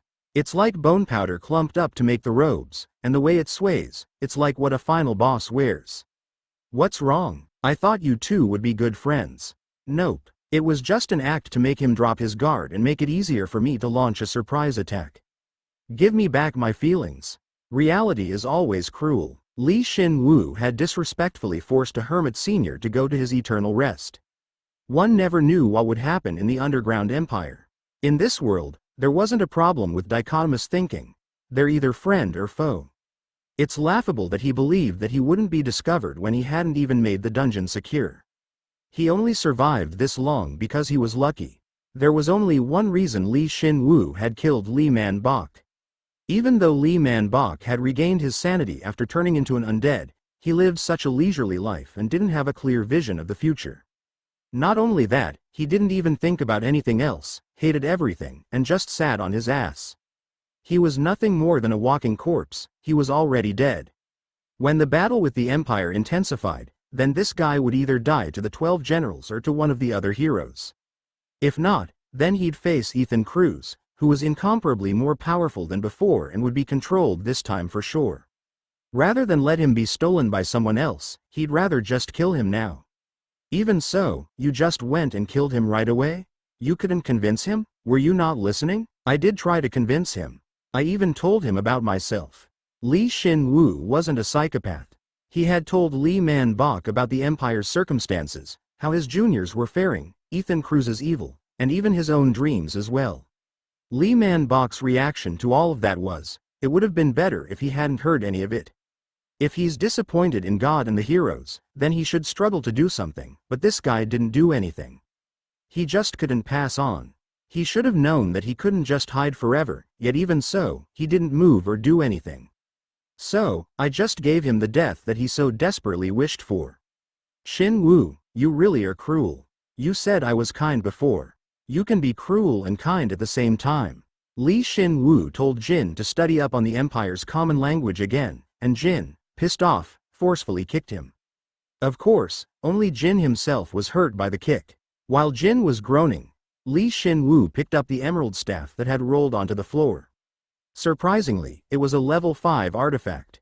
His other seniors were satisfied with just one level 5 artifact, yet Li Man Bok had possessed level 6 armor and a level 5 weapon. Were the first heroes really this lavish? It transformed through bone reinforcement, but it didn't level up or down. Anyway, with this, I should be able to reinforce my staff. There's a bone over there too. There are 2 bones. Since bone reinforcement's level keeps going up, the chance of me getting 2 bones is increasing. You being so happy about this makes you seem even worse. When a magician-type undead was killed, they would usually drop their skull, and surprisingly, Li Man Bok had dropped a rib bone as well. Shin Woo thought about absorbing both of them simultaneously, but decided against it, choosing to absorb the skull first. Consuming the LV7 Li Man Bok's skull to reinforce your skull. Magic has increased by 38. Due to your high affinity with the target, bone reinforcement is a resounding success. Absorbing the majority of the target's memories and experiences. My magical aptitude is, who? I'm a wind magician, huh? Nice. I'm just like the main character in a novel. At first, wind seems like the weakest element, but there's actually a trick hidden within. Nice, it's perfect. Lee Man Bok. He thought he'd have a high affinity with Lee Man Bok, and true to form, he absorbed a significant amount of information. Because Shin Woo could now understand how a magician thought. No, that wasn't all. Jin wouldn't know, but Lee Man Bok was born in the same country of origin as Shin Woo, so their compatibility was incredible. As a result, bone reinforcement was a resounding success and he was able to absorb most of Lee Man Bok's memories and experiences. He absorbed his struggles, his love, and his despair as well. Throw away anything I don't need and, yeah, wind resistance. I thought it was about time I got this resistance. Lee Man Bok was a high-level magician who could use high-rank wind magic. Of course, he couldn't match up to Kratia, who had studied magic ever since she was young, but as Lee Man Bok's skills were trained in the field, they were no joke.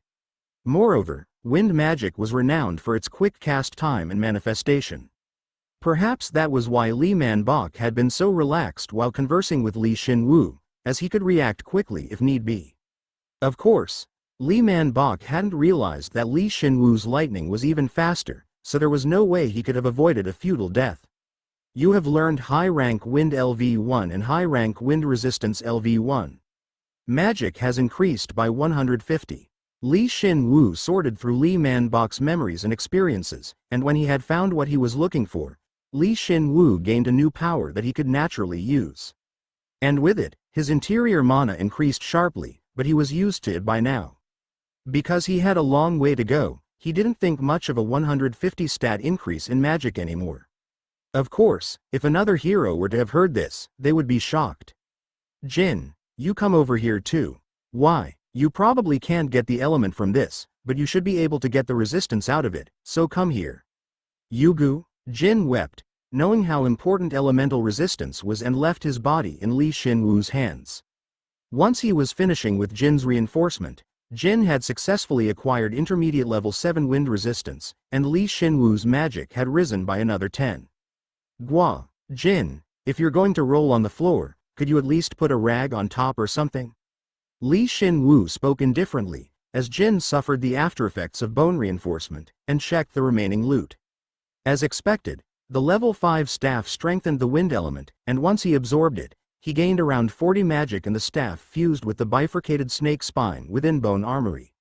But then, an unexpected change came about. You are now able to summon the LV6 Bone-Winged Serpent. Huh? Bone-Winged Serpent, LV6. Durability. 1. 861,860 Attack power. 450 to 610. Magic attack power. 1,350 to 1,550. Options. Calculation assistance. Passive skill. Serpent's Whirlwind. Absorbs an element and shoots out the opposite element with even greater strength. Shin Woo thought the fusion would either add an option that strengthened the wind element, or increased the magic attack power of the staff, but the actual result was quite unexpected. When he saw the upgraded skill though, he did think of one thing. Now that I think about it, I think there's a passage in a Bible that states, sow the wind, and reap the whirlwind. It wasn't often used in the West anymore, but it was similar to the Korean adage. He smiled, as the skill was exactly like the adage. Wind is not only fast and sharp, but it also possesses the ability to reinforce other things as well. As I thought, no useless element exists. To be honest, Shin Woo had thought that the lightning element was backward compatible with the wind element, thinking of it as just another variation of the wind element. However, now that he'd gotten the wind element, he felt like he would need to do some in-depth study of the actual element itself. It wasn't that there wasn't anything special about the wind element, it was just that there was nothing special about Lee Man Bok. Contrary to Lee Man Bok, whose only specialty was creating wind, by obtaining both his memories and experiences, Shin Woo was able to manipulate the very element itself and could use the element to its fullest. The student has become the master. Next up is this. Honestly, Shin Woo's main concern hadn't been the wind strengthening staff. When he had first found the level 7 artifact, he had been a bit anxious, and he raised that very artifact before his eyes. Countless particles of bone powder were clumped together into the shape of a robe that was often worn by magicians. Even now, it changed its shape right before his very eyes, deceiving those that looked at it. It seemed as though there was a gemstone mixed in, as something was dazzling within it. The robes were both frightening and charming at the same time. Prayer of the Dead, LV7, Durability. 1980 Self-repair. Defense. 700 to 900. Options. Health plus 40, Magic plus 100, Calculation Assistance, Magic Reinforcement, High-speed casting. Special passive skill. Blessing of Death. You store others' death energy, and using that death energy, you can prevent your own death.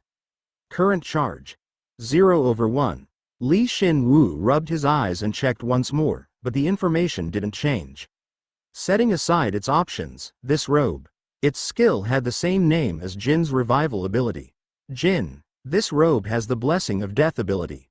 What the hell? That's bullshit. But contrary to Jin, who could draw in the curse and avoid death, these robes not only had to store another person's death energy but could only revive a person once, as it could store one charge maximum. That sucked, but in any case, it was a big deal to avoid death even once. The original robe probably had a skill that was a rank lower than the current skill. However, it was because of that skill that Li Man Bok was able to regenerate from Shin Woo's attack. Perhaps this skill was the reason he was able to escape from Ethan Cruz. Blessing of Death, huh? Shin Woo momentarily looked over the item, and soon stored it into the bone armory. His health and magic stats rose, and all of the remaining options, as well as the robe itself, was stored into the bone armory intact. He immediately switched out one of his breaths of the lightning gods with the Prayer of the Dead and draped it over his armor. This robe, which was composed of bone powder, could transform, so it wouldn't get in the way of his movements. The high-speed casting, calculation assistance and magic reinforcement would be quite helpful to Shin Woo, even though he wasn't a magician.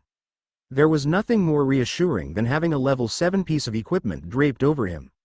He was equipped with a level 6 weapon, and though most of his armor was level 4, he had another piece of armor that was level 7. If the other heroes knew about this, they would be jealous and cry tears of blood. No, his items would even shock the 12 generals. I gained various info and even acquired some artifacts as well, so our senior really didn't die in vain.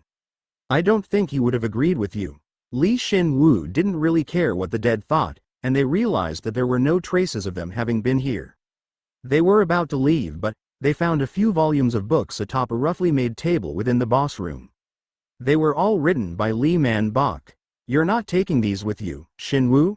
They're not skill books. They're probably useless. He said as much, yet he took the books with him. Li Man Bok had been chosen as a hero, so even though he likely learned the Empire's language, it would be written in Korean. When he actually took a look at it, it was indeed written in Korean, but the contents were so childish and immature that he just grinned. He was whining like a little kid. Shin Woo, what did he write? Not sure. I don't know what the language is, so I can't read it. You're lying, aren't you? His name is similar to yours. You're from the same country, aren't you? Right, I'm not. Now, let's go to the giant's domain that our senior was so helpful in telling us about. Jin, hurry up, liar. If you can't understand it, then why are you sitting there, reading it so earnestly? Hey. Shin Woo didn't reply to Jin's question and instead tapped Jin's back to urge him to go while continuing to read Li Man Bok's diary. Ultimately, Jin grumblingly left the dungeon and began to run, while Shin Woo absent-mindedly read Li Man Bok's diary and despondently chuckled. Chapter 31, Giant's Domain. Shin Woo was shaken while atop of Jin's back for 2 days, and when he raised his head from Li Man Bok's diary, he suddenly realized that this is a bit weird. That's a relief, I thought the same. They were running across a mountainous area. The area was rugged, befitting a level 4 danger zone, and everywhere they looked, they saw mountains, hills, canyons, and cliffs, so they couldn't figure out exactly where they were if they didn't check their minimap. But it was really strange. When they actually checked their minimap, it seemed like they hadn't budged, even though a few hours had passed. We should have gotten out by now. Are we lost? No, we're not, considering the fact that we keep seeing things we haven't before. In my opinion, it's just. Shin Woo thought. Surely not, stretched out his hand, and sensed the flow of mana. As he expected, the flow of mana wasn't normal. The inflow rate was too high, causing the remaining mana to feel unusually twisted. Even if they took into account that it was a level 4 danger zone, there was still a tremendous amount of mana concentrated in this area. I didn't think it was possible, but the density of mana is so high that the space is naturally expanding. Like the training facility? It's expanding much less than the training facility, but it's still huge. I assume that's why it feels like we're not getting anywhere when we look at the minimap.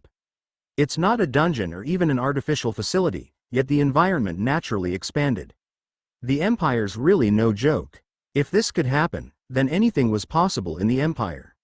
Like what they were experiencing right now, where the limited space was expanding and the natural environment thrived within, or space itself was strangely interconnected. If not, then there was space being hidden. Maybe the Giant's Domain is like that too, since I've never heard of the Giant's Domain from our seniors before. But Shin Woo, shouldn't we be worrying about getting out of this place, not the Giant's Domain? Even I don't know how to cut down space as it expands. But at this rate, we'll just be wandering around for the next few days. That's fine with me, but won't it throw a wrench in your plans? It was a fair point. Shin Woo shrugged his shoulders and activated his mana. There was something he could fall back on. Mana Bone had leveled up through bone reinforcement and Shin Woo had gained the ability to resist spatial magic. He definitely remembered seeing that line. It might have formed naturally, but this is still clearly spatial magic. No, the mana's even more primitive. He couldn't categorize the mana by element. It just had a unique flow. The mana used for spatial magic wasn't entirely different from this mana. Therefore, it was even more difficult to sense spatial magic and resist it. The flow of mana. If I can sense a portion of it and twist it around, then. This wasn't something that could be solved by Shin Woo filling the surrounding area with his mana, as he wouldn't be able to entirely affect the vast area. Shin Woo needed to find where the flow of mana was weak. In other words, the part that he could break. Almost done? It's not that simple. You can do it. Just hearing Shin Woo say it's hard made Jin completely give up on listening to Shin Woo and went back to his own business. In other words, he left Shin Woo to think and he just continued to run forward. Jin planned on laughing at him if he were to get them out of here before Shin Woo could come up with something. Ah, so that's how it is. But unfortunately, Shin Woo, who was talented in mana, suddenly realized what resisting meant. To be exact, he realized that the way he looked at the world and the mana within it had changed, as well as how that was linked to spatial magic. Yeah, no matter how overpowering the mana controlling this space is, not all of the mana follows that flow. Moreover, when I look at it from a world view, then this flow is nothing more than a single branch. In other words, I need to see the main current, the original flow of mana. I have no idea what you're saying. For example, a checkered coat is extremely popular for a single season, but you have to be able to find the guy who always wears the same plain shirt. It makes sense. Shin Woo's explanation caused Jin to shake, and Jin yelled in shock. He just left Jin alone and earnestly began to look for the plain shirt, the original flow of mana. And he began to understand what it meant to resist the space's mana. After all, this flow of mana, which twisted and manipulated this space, and piled up on top of each other, could only be resisted if he classified and detected it. But it's still really hard. Damn, hey, you know that old-fashioned people usually stay the course and don't change. Who's the one actually looking for the plain shirt right now? However, Jin's words were actually helpful. Shin Woo turned his attention from the misleading flow of mana and concentrated on the hidden, yet continuous flow of mana. Shin Woo? Shin Woo, are you okay? Of course, it wasn't possible with just sight.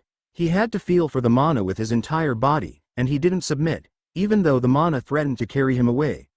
Shin Woo attempted to feel for the other flow of mana that came towards him. He succeeded, even though it was his first attempt. Shin Woo didn't even know how much time had passed and was able to focus entirely on the flow of mana. Though it did take him a few hours. Are you almost done? Yeah, I think I'm done. At some point, Shin Woo, who had been in deep thought, opened his eyes wide open. It seemed like a joke, as it had only been a few hours, but Shin Woo now roughly understood the concept behind the space. Run forward, Jin. That's what I've been doing.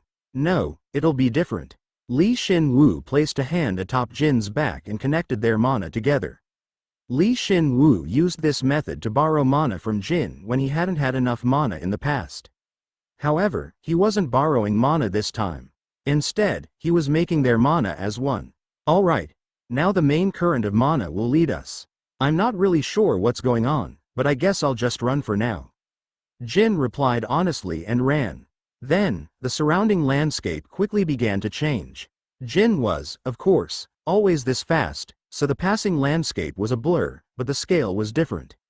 Within the blink of an eye, they would pass by mountains, rocks, valleys, and cliffs. Wait, what's going on? It doesn't matter how we move in this space. What does matter is which mana flow we follow. Shin Woo's goblin fire swayed tremendously as he explained this to the shocked Jin.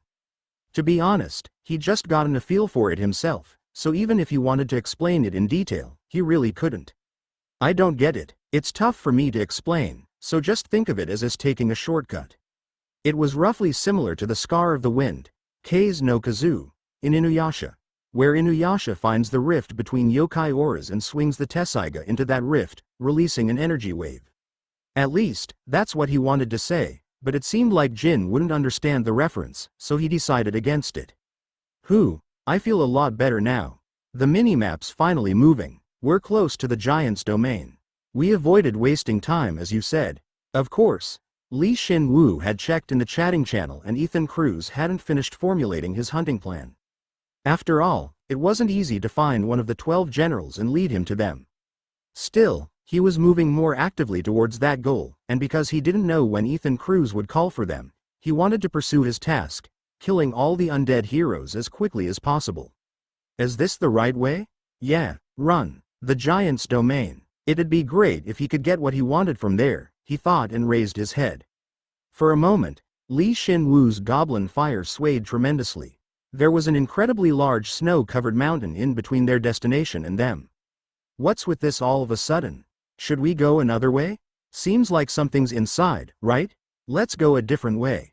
Normally, Shin Woo would say, it's a chance to raise my ice resistance to high rank, and would tell Jin to charge forward, but the situation was different right now.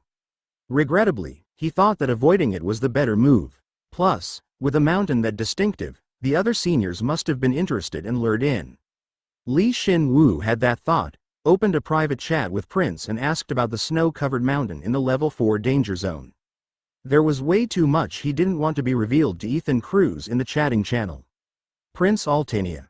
A snow-covered mountain? What snow-covered mountain? You don't know about it? Prince Altania. I've never even heard about it. Moreover, I've never heard about it from my seniors either. Wait a sec, I'll go and ask Lloyd. No, it's fine. I just saw it in passing. If it were a famous area, then Prince would know what he was talking about. As Shin Woo was concerned that there would be an information leak, he spoke curtly and Prince acted pompous like always. Prince Altania. Seriously, now you're calling me for such trivial matters? It seems like you really wanted to hear my voice, but unfortunately, it's not that easy to hear my original voice. I'd really like to hear it when we meet again. Prince Altania. Kiet. Prince was flustered from Shin Woo's response and he took that chance to quickly say, see you later, before leaving the chatting channel. As expected, she was fun to tease. Shin Woo smiled joyfully and Jin began his thorny rodeo again. Hey, stop for a sec. I'm not going to stop until you start crying or beg. When Jin, who had been tormenting Shin Woo with steel heart, innocently raised his head, there was another snow-covered mountain right before their very eyes, like the one they'd seen before. Did I go the wrong way? No, you went the right way. We were definitely trying to go around it. Then that means there's something wrong with the space again, right? Why are there so many of these things in the level 4 danger zone? It was quite frustrating to Jin, whose original wish was to run without pause. Shin Woo looked back and gently closed his eyes, but then, looked forward again and shook his head. I don't think it's a different mountain. I think it's all part of one mountain. One whole mountain? So you're saying that we got here because you solved the puzzle? Yeah, to be exact. Shin Woo sensed the flow of mana that led them to the snow-covered mountain. Now, that mana was fused with Jin and Shin Woo's mana and was flowing quite naturally, but even if they were to leave here, the flow of mana would lead them straight back here. That place that we passed was designed to hide this snow-covered mountain. If we hadn't followed that flow of mana, then we'd never have even found this place. This area was completely hidden within that complex flow of mana. So what do we do now? Should we go through the mountain? That's probably the best choice. It seems like that's what we've been looking for. Shin Woo checked his minimap once more and smiled bitterly, dumbfounded. He'd expected this to happen. The marks indicating the location of the two final remaining undead heroes were pointing inside the snow-covered mountain. Shin Woo and Jin boldly entered the snow-covered mountain. The snow-covered mountain's cold air was god-awful and had a huge effect on the surrounding grassy plains, so it obviously looked different from the rest of the area. The mountain's surroundings suddenly getting so much colder shouldn't be a natural phenomenon. This must be an issue of excessive mana concentration again. Could be. Shin Woo tread along the seemingly infinite precipice. The cliff seemed to go on and on. With a single glance he was able to see the mountain range and felt the flow of mana being drawn and sucked in somewhere. Would there be giants, or something even more ferocious awaiting him there? I'm sure that the core that's causing these changes in space is in here somewhere. That bastard's expanding space thing is here too, isn't it? Yeah, but if we want to escape that mana flow, then we'll probably have to just leave. The moment they stepped onto the mountain path, a frigid wind blew on them.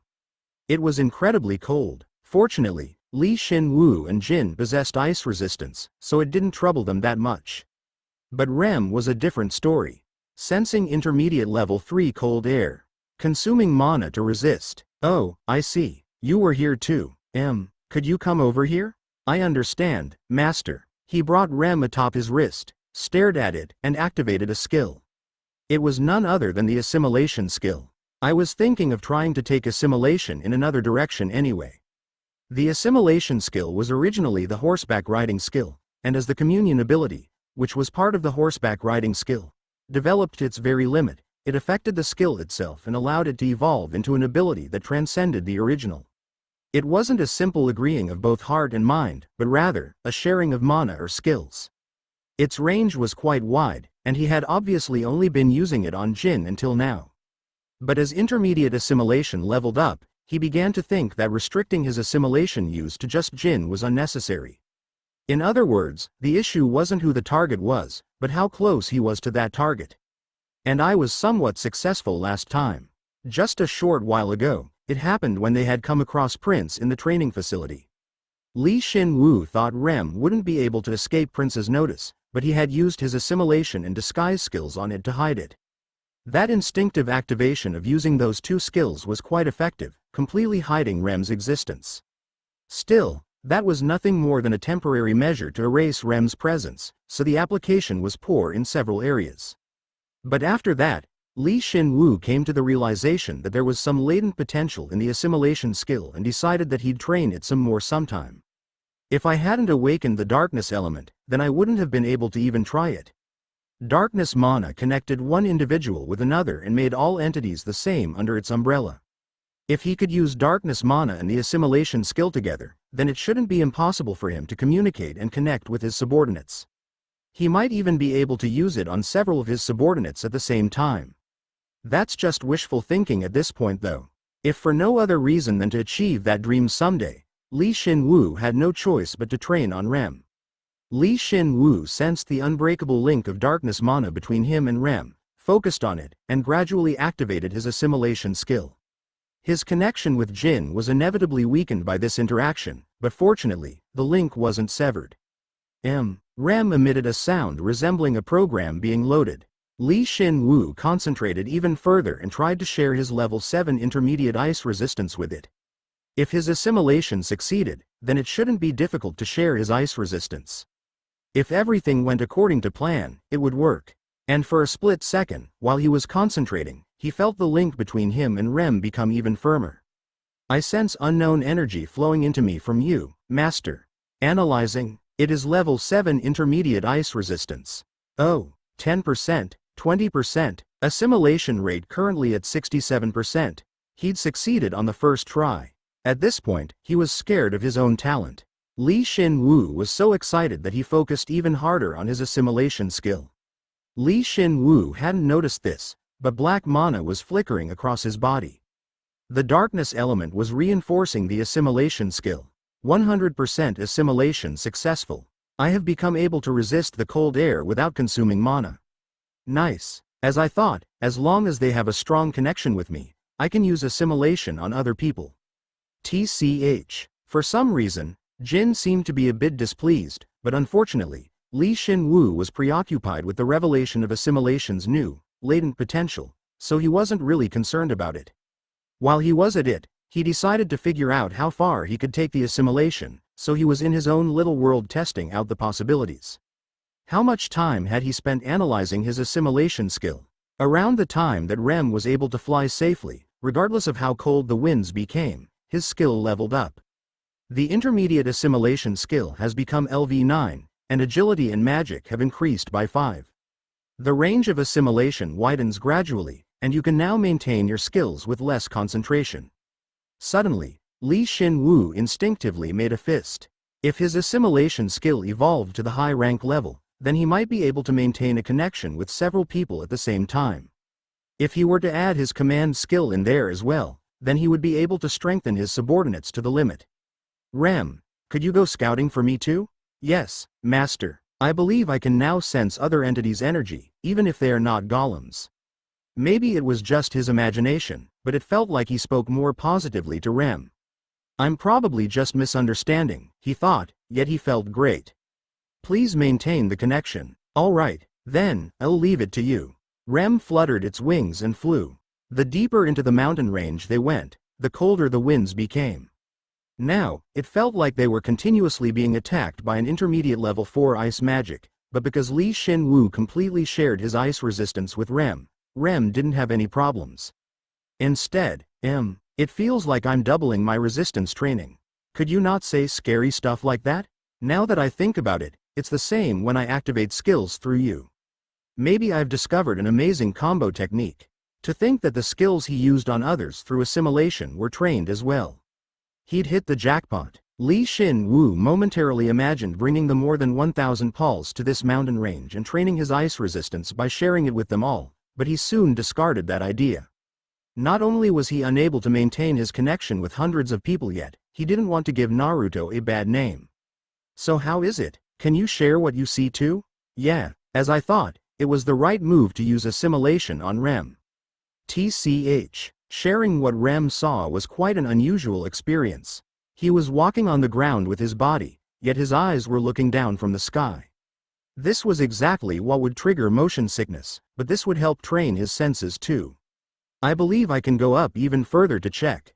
Alright, I'm counting on you. If Shin Woo's assumption was correct, then they had already entered into the giant's domain. It wouldn't be strange for them to meet completely different entities at any time. With Rem's eyes, Shin Woo collected information on the ground and its geographical features. He picked out the pertinent information and relayed it to Jin, which was the most optimum route for information sharing. Shin Woo felt like he'd become a navigating device. But while doing so, something strange came into Rem's sight all of a sudden. Master, are you seeing this? Yeah, I see it. They saw a giant on the snowy plains, which was reachable by going up one more hill. It was undead of course, but that wasn't the issue here. The real issue was the other entities fighting against that undead. Rem took it upon itself to focus its gaze. What is this? Is it the Imperial Army by any chance? What are you talking about? Shin Woo focused even further. He hadn't seen wrong. The Imperial Army was fighting against an undead giant, and they were all at least level 3 elites. Obviously, the undead giant couldn't win against them and was helplessly being pushed back. But then, from another direction, knights leading more elite troops attacked it together. They were obviously all undead, but he felt a strange sense of déjà vu as he looked upon the highly disciplined force. It felt like he'd seen this force somewhere before. He suddenly figured it out. There were some knights mixed in that he'd seen before. From someone else's memories. They were knights he'd seen in the memories of Metaful's troops. But why did they come here? Moreover, why are they attacking the giants? The gears in Shin Woo's head began to turn quickly. He was sure that it wasn't easy to access this snow-covered mountain. Metoffel gained the title of 12 Generals because of his ability to gather all the mercenaries in the Empire under his command. Not only was it not possible for him to have such knowledge in mana, he didn't even have a reason to lead his troops here. In other words, it might be an imperial command. He was probably helped by someone who could read the flow of mana and find the right path. At this point, it was hard to infer anything else. What was the best way to figure this out? Shin Woo pondered for a long time. He didn't have to think very hard. He just needed to kill those guys and check their memories. Plus, if I want to achieve my original goal, then I'll have to try rescuing that giant. Normally, with its level and its size, the giant should have been able to overpower the Imperial army, but because of the level 4 and 5 knights swarming it from all sides, it was forced on the defensive. If it was level 6, then it would have been able to easily take care of them, regardless of how many came, but it seemed like the giant was only a high-rank level 5. Even if things didn't go as he wanted, there was no chance it would come back to bite him. At this rate, that poor guy will die. Hurry, we got to save James. You're doing it again, giving people names without thinking. Let's hurry. Despite Jin knowing that Shin Woo had formulated a new plan, he did as he was told and rushed towards the giant.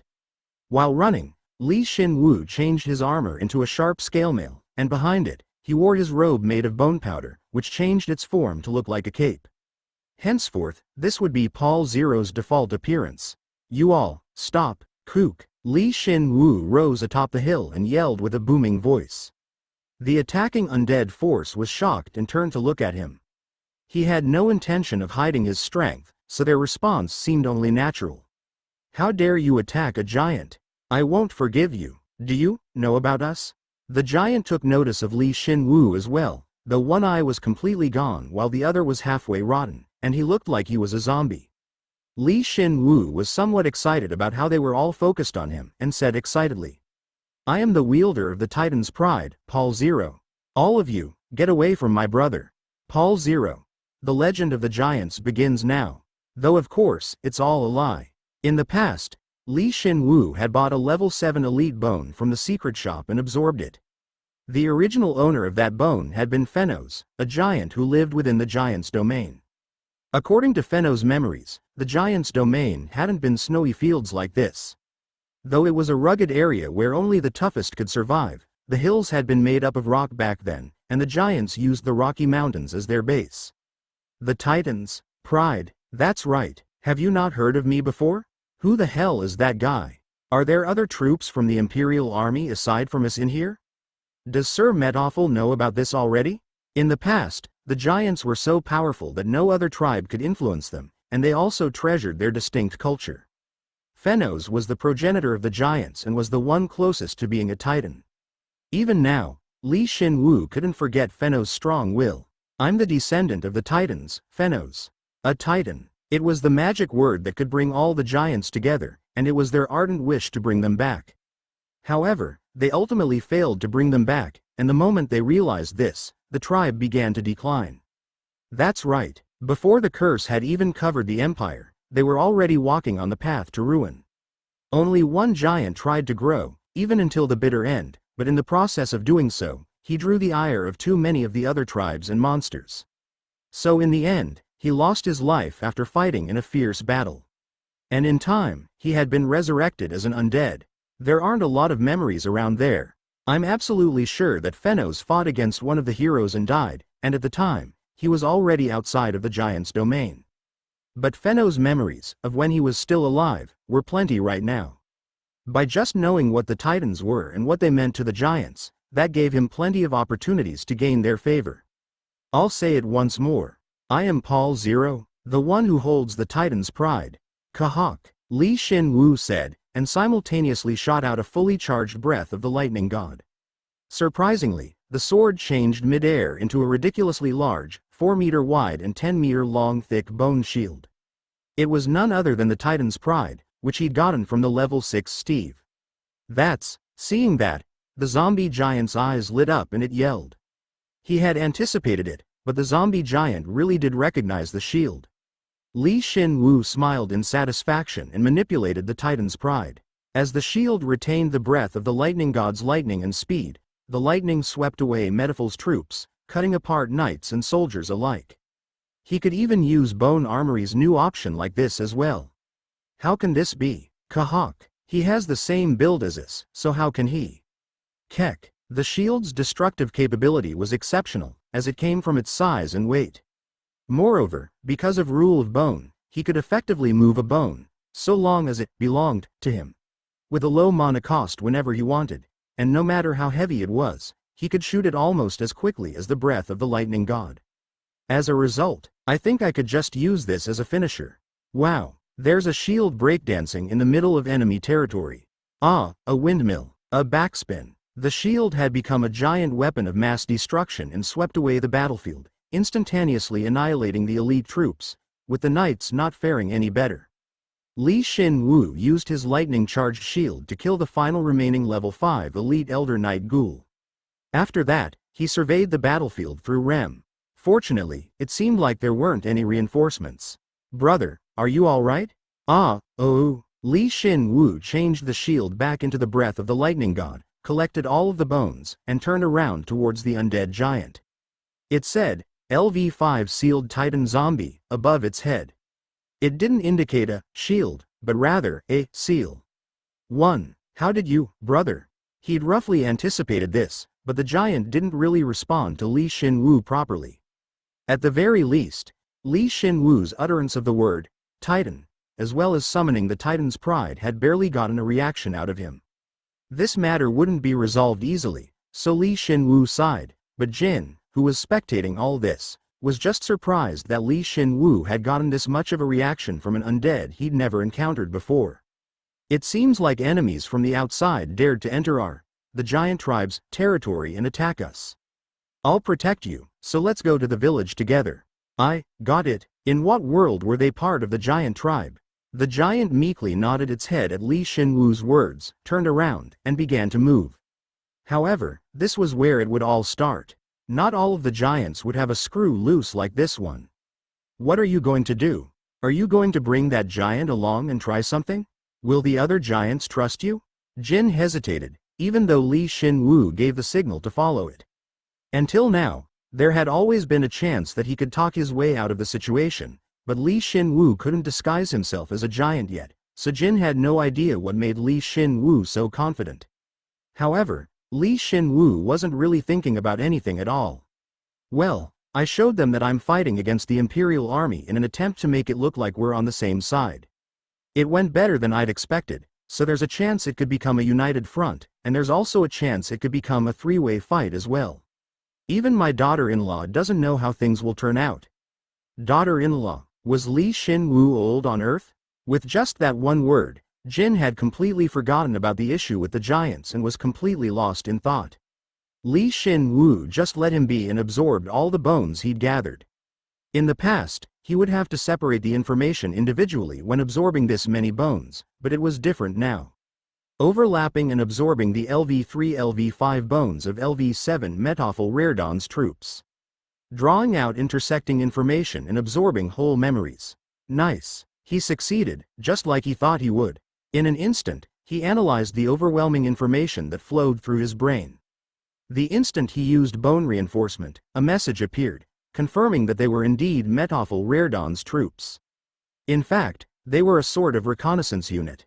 It seems as though Metaful had sent a few of these reconnaissance units to scout before they went deep into the mountain range. Their goal was definitely the giants. They had come into this mountain range knowing that the giants were here. I need to see the memories before then. How Metaful's troops got into the mountain range, and how they received their orders as well. If something went wrong, his undead seniors in the giants' domain would have to fight against one of the 12 generals, Metaful, before he even got a chance to do anything. He ordered Rem to scout out a wider area, while he diligently analyzed the memories. Fortunately, by fusing together the memories of the level 5 elite knights, he found something that he could use. General, it's open. We've secured a road. The Archmage said that if we just go this way, we won't get lost. A magical device. It's definitely some sort of magical device. It was a circular gemstone that was so large that it looked as though it needed to be carried on a wagon. It seemed a dozen times larger than a compass from Earth, but it didn't simply point towards a direction. It analyzed the flow of mana that manipulated space and also possessed a magic that directed the owner to wherever they wished to go. It was at least a level 6 artifact. That specialty, it had to be related to the Archmage, Theotain von Selden, somehow. I've gotten over the biggest hurdle for now. Which is the chance that Theotain von Selden is moving personally? Shin Woo recollected Theotain von Selden's might and suddenly began to shake. Of course, Shin Woo had grown since then, and both his level and stats had grown as well. He'd also found a way to resist spatial magic on top of that. But even so, he knew that he would be no match for him. He was way out of Shin Woo's league. If Theotain von Selden was personally involved, then Shin Woo would immediately run away. The Forgotten Giant's domain? Kook, that sounds nice. I've been curious about this place since a while back. This time, very good. Was it really a coincidence that Metoffel had only now found the giant's domain? Shin Woo didn't think so. It could be connected to Shin Woo and his party overcoming the training facility, or perhaps it was the movements of another hero. Especially someone like Ethan Cruz. The clouds of war that his seniors had seen were likely when the Empire made movements like this. General, what are you going to do? We've been ordered to take everything hidden inside, but why do you think His Imperial Majesty sent me here in person? It's because he's aware of all this. That I become stronger the more I eat. The mercenary king, Metoffel, was a ghoul. The more corpses he ate, the faster his body would strengthen and recover, and when he ate the corpse of a powerful individual, then his growth would be unbelievable. Shin Woo looked through the memories and had a rough idea as to what Metoffel had planned. We'll do exactly as he wishes. Obviously, we have to present the Frozen Titan's heart to His Majesty, but everything else is mine. With that, I'll be sure to reach it. Level 8, is it true that we may be going to war? I will always follow you, General, no matter what. The Frozen Titan's heart. He'd sure gotten some great information out of this. The more he followed the giant's back, the harsher the wind got, and he secretly smiled. He'd come to a great place at a great time. But at this rate, he'd need to prepare some things. Shino Rendu. Yes, did you call for me? Shin Woo communicated with Shino Rendu telepathically, even though he was so far away. Nowadays, he had become quite comfortable handling the darkness element, so this wasn't an issue for him at all. It seems like the day of your vengeance will come sooner than you expected. Shino Rendu reacted quite dramatically. It felt like he could tell what Shino Rendu's expression was just based on his voice. Shin Woo chuckled and spoke. I'll let you kill Metoffel personally. But the region's really cold, so will you be okay? I possess high-rank ice resistance. For the rest, I'll be able to do it so long as I don't give up. Good. Then I'll send you some pawls with ice resistance, so come to where I tell you. It's a bit difficult to enter the area, but, well, I'll get you a magical device that'll help you get in soon. I understand, thank you very much. Once Shin Woo was done conversing with Shino Rendu, he gave out detailed instructions to the pawls. At the same time, he connected the Kai Pawls and Bisher Moon. All of Paul Zero's elite troops, who were currently in the level 4 danger zone, would be coming. Of course, the last person he needed to talk to was Kratia. Shin Woo, you're not. Of course I am. Now that Ethan Cruz was running around looking for one of the 12 generals to kill, of course, that's just his excuse. This mountain range, which only a small handful of the Empire knows about and were assembled in. I'm taking the Titan's heart, and killing one of the 12 generals too. Geez, Shin Woo declared firmly, and Jin, who knew that this was how he would act, just sighed. At that moment, the giant entered a hole within the crevice of the cliff. Shin Woo and Jin likewise entered. After they entered, the crack within the severed space was restored and a new subspace was revealed. It was a vast, icy plain. Welcome to the giant's village, Perlin Elta. The giant who'd led them there spoke in a voice as though he had regained some of his intelligence. However, Shin Woo didn't get the chance to reply. Who is this? He's not a giant. How did he get in here?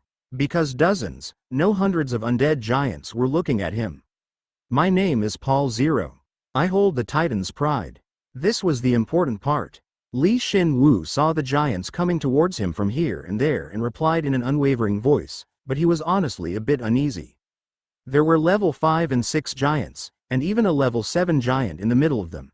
They were all similarly named, Sealed Titan Zombie, though there weren't any elites. Even so, they possessed an overwhelming amount of magic and health. If they become hostile, will I be able to subdue them without killing them? Shin Woo could roughly assess his abilities now, so he knew that they wouldn't be able to kill him. However, it was difficult to hold back, and there were indeed some powerful giants amongst them. He didn't want to kill the giants. At least, not yet. I don't feel any traces of a giant within that body. Is a human mocking us? The giants that had retained their intellect stepped forward and growled. Though their flesh had rotted away, their pride was still intact.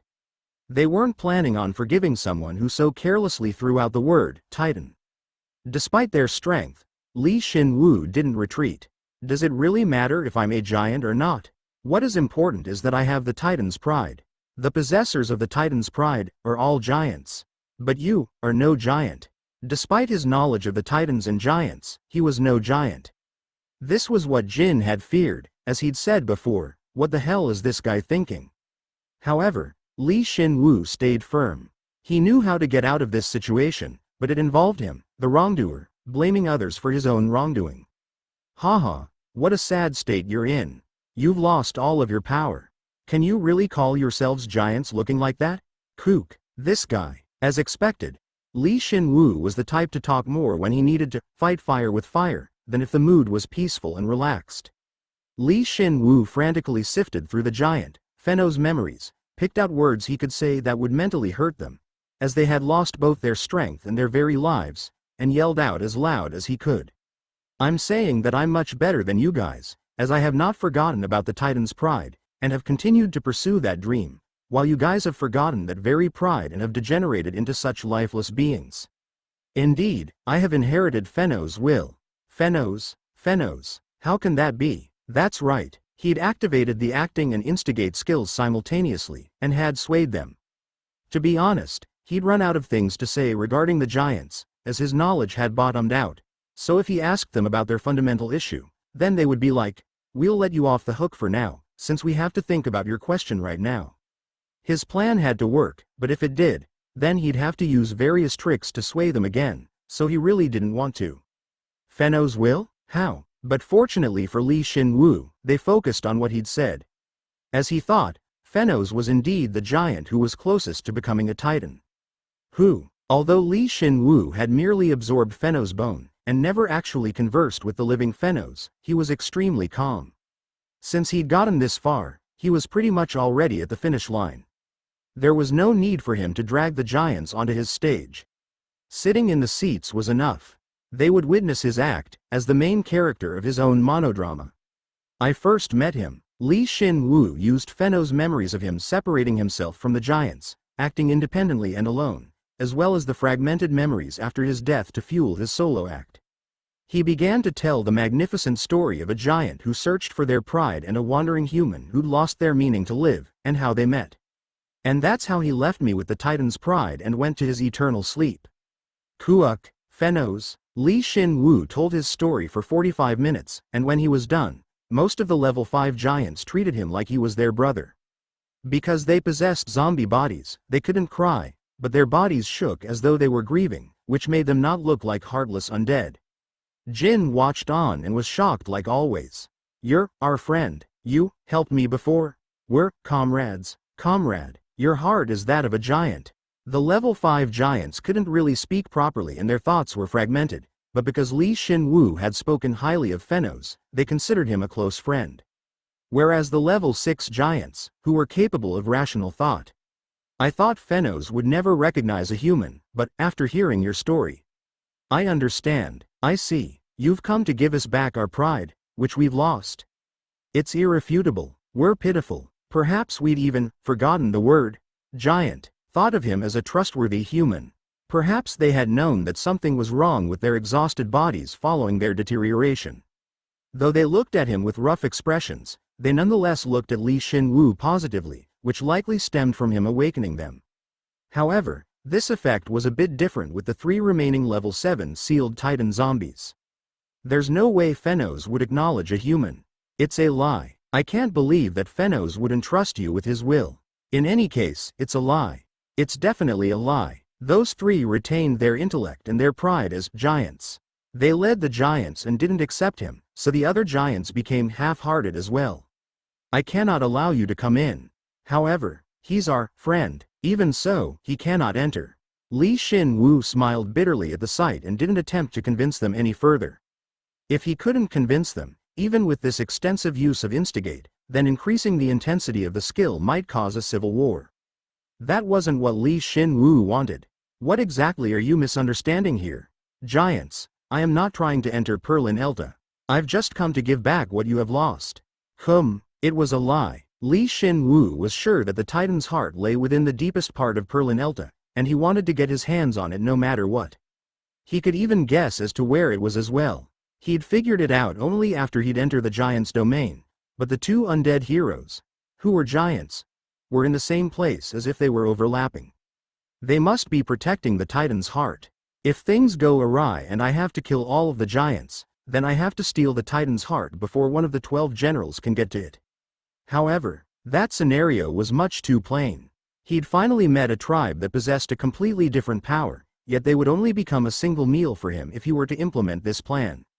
It wasn't what he was looking for. Fortunately, he had a way to break through this stalemate. He'd already laid the bait. Now they just needed to take it. There's something I have to tell you. You guys are in danger? There's a chance that you won't be able to regain the Titan's pride and that the entire tribe may be annihilated. What did you say? Shin Woo inwardly smiled. That's right. Ironically, the Imperial army which had discomforted him was helping him now. The Imperial army has entered the mountain range. Theotain von Selden has broken through the blessing of mana that protects us. The Emperor of the Haida Empire is aiming for the Titan's heart. What? How did they learn about the Titan's heart? The moment the words, Titan's heart, were spoken, almost all of the giants responded. One of the giants was shocked and its rotten eyes widened, while another tightened its fist. One of them even attacked Shin Woo. Aren't you part of the Imperial army? Hup. One of the level 7 giants attempted to punch Shin Woo, but he stretched out his hand and blocked it. So long as he had rule of bone, his strength and health could be reinforced exponentially, and if that overwhelming mana was focused in one place. Even though it was a level 7 giant, which was over 10 meters tall, Shin Woo could briefly grab its arm and lift it. It was a mere performance that had no actual use on the battlefield, as its mana consumption was extremely high, but that performance was paramount right now. Has your mind rotted away along with your pride? Kahawk. Shin Woo said coldly and flung the giant. Not only had it lost in a bout of strength against a human, but it had also been thrown with just one arm, so it was quite humiliating for the giant. It was so overwhelming that the other giants were overwhelmed as well, as they watched along vacantly. If you were to just listen to the giant I rescued, you would have known. And if you can't trust what I told him, then you can just go out there and see for yourselves. Moreover, if I were part of the Imperial army, then do you really think I would come to discuss the Titan's heart with you? Kua. The giants couldn't forget what was said, as they were both humiliated and frustrated. Then, the giant who had led Shin Woo to the village spoke up. I was attacked by the Imperial army. They were surprised once they saw Paul Zero. They're enemies. Is that true? Are you not planning on lying and using us? He killed the Empire's troops. He left none alive. Shin Woo deliberately didn't add anything. He believed interfering with their discussion wouldn't be a good idea. As he thought, they listened more intently to one of their comrades, and suddenly, one of the level 7 giants spoke. I'll need to check. I'm still not sure about him. We cannot let him enter. If he really came here to help us, then we should be able to verify if that's the truth or not. With that, the giants finally agreed. The two level 7 giants helped the final level 7 giant up, whose head was buried in the ground, and convinced it. Even though it looked enraged, it soon nodded its head and spoke. We cannot let the Imperial army take the Titan's heart. We, the giants, are the ones who succeed the Titan's pride. Though our bodies have rotten, the Titan's blood still flows through our veins. If that's the case, then we cannot afford to be wasting time like this. The three gazed at Shin Woo. The other level 5 and level 6 giants did the same. Paul Zero, You'll have to verify your own Titan's pride.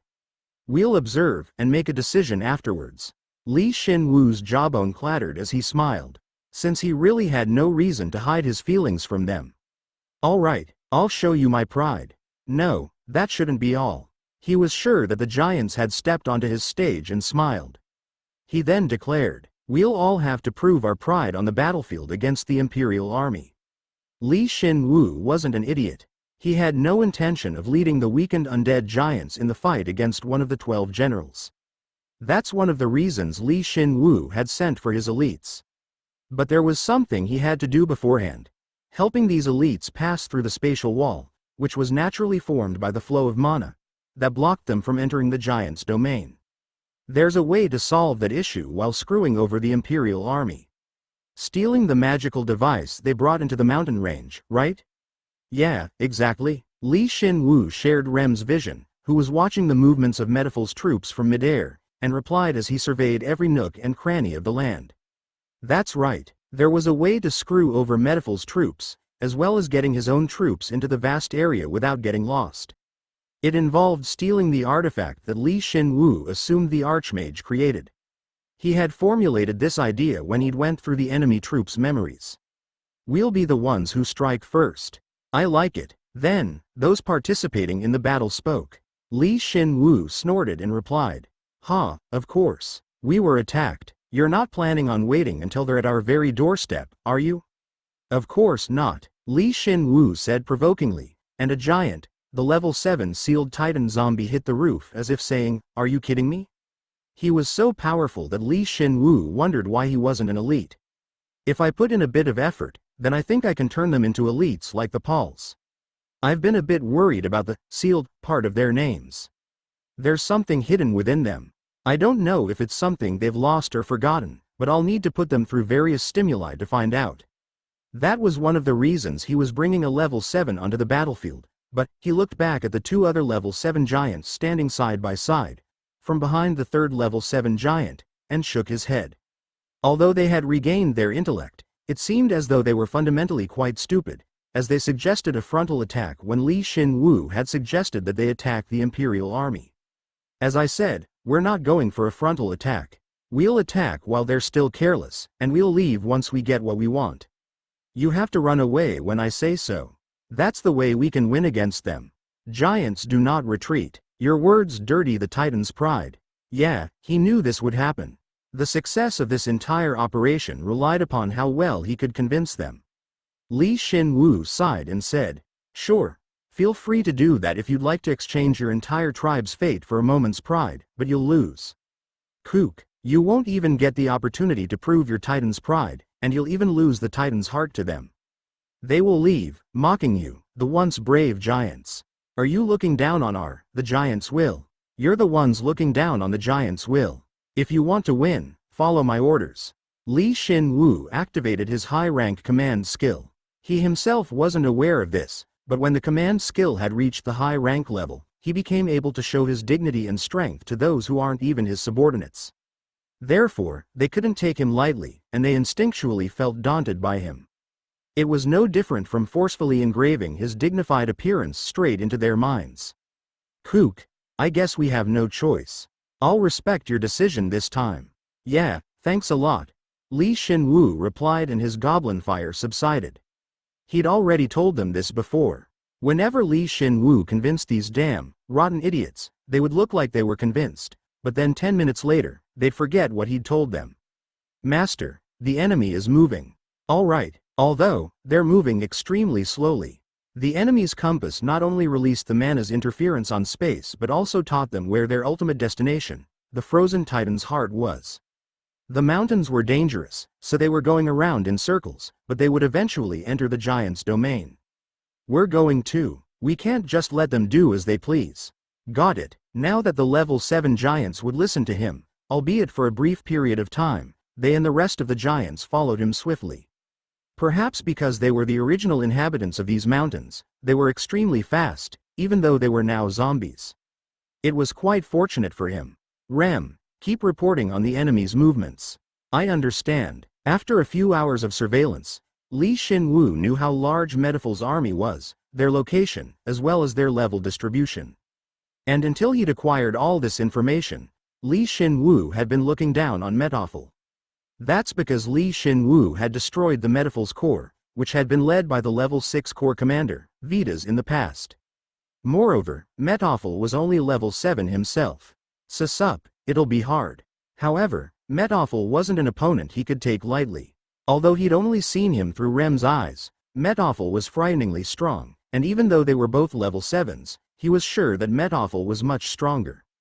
Moreover, there was a level 7 elite among his direct subordinates, as well as 2 level 7 elite core commanders leading his troops.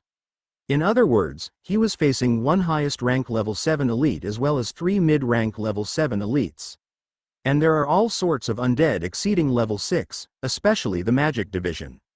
There's also the level 4 or 5 knights that command the elite level 3 troops. The size of that force was 50,000 strong. It was such a considerable amount of troops that one would naturally say, as expected of the mercenary king. Shin Woo marveled at the fact that Shino Rendu had actually gotten past this and had made his way all the way to Metaphil himself. Metaphil's troops are currently exploring the mountain range, and are divided into dozens of groups. He split his troops because the land wasn't suitable for moving a large number of troops, right? Yep. To be honest, there weren't that many vast open plains in the mountains, like the one he'd saved the giant in. Most of the roads were dangerous and narrow, so it was difficult for even 2 horses to walk through. If that weren't the case, then Shin Woo might have had to capitulate earlier. Then how did the giants move around through the mountain range? The question was pretty meaningless, as wherever they set foot became a road. Even the lowest level giants were several meters tall, and with that overwhelming mass and their stats, they could make even the most dangerous roads into safe ones. Good, it's going just as I'd planned. They're exactly where I want them. Metaphil's troops were divided in a way so that hundreds could move at a time. Of course, Metaphil himself was in the center of his troops, but it was impossible for him to systematically respond to every single issue nearby. Then, shall we find the right route? All right, a true giant needs no plan. No, I got it. Damn, we just need to worry about a few of the core. If they approach from here and come out like this, then we just need to fight this guy, and this guy. Though they were now rotten giants, there were some things they knew that were helpful to Shin Woo. A side road to the forest, a route that was easy to travel on, as well as where the giant boulders lay, which would make it difficult for others to move through the road. If he added all that into his minimap, then he would have an effective topographic map. And if he were to add in the info that Rem had acquired, then it was a piece of cake to make an operation consisting of infiltrating and exiting. They would break through the weakest and lax core, and acquire a way to approach and a way to retreat. When the 2 level 7 elite core commanders were confused and diverting their attention, Shin Woo would steal the artifact and escape. That was Shin Woo's primary objective. We'll kill the first ones that we come across. You don't need to kill all of them. You just need to kill their leader. So you want to kill their commander. And before that chaos spreads elsewhere, then we'll strike the main forces leader. After we kill him, then we'll come down and regroup. You want me to procure an escape route. That's most important. Shin Woo's black goblin fire gazed into the giant's rotten eyes as if penetrating through them. Nothing else needed to be said. The giant nodded its head. I've already told you that I'd cooperate with you in order to protect the Titan's pride.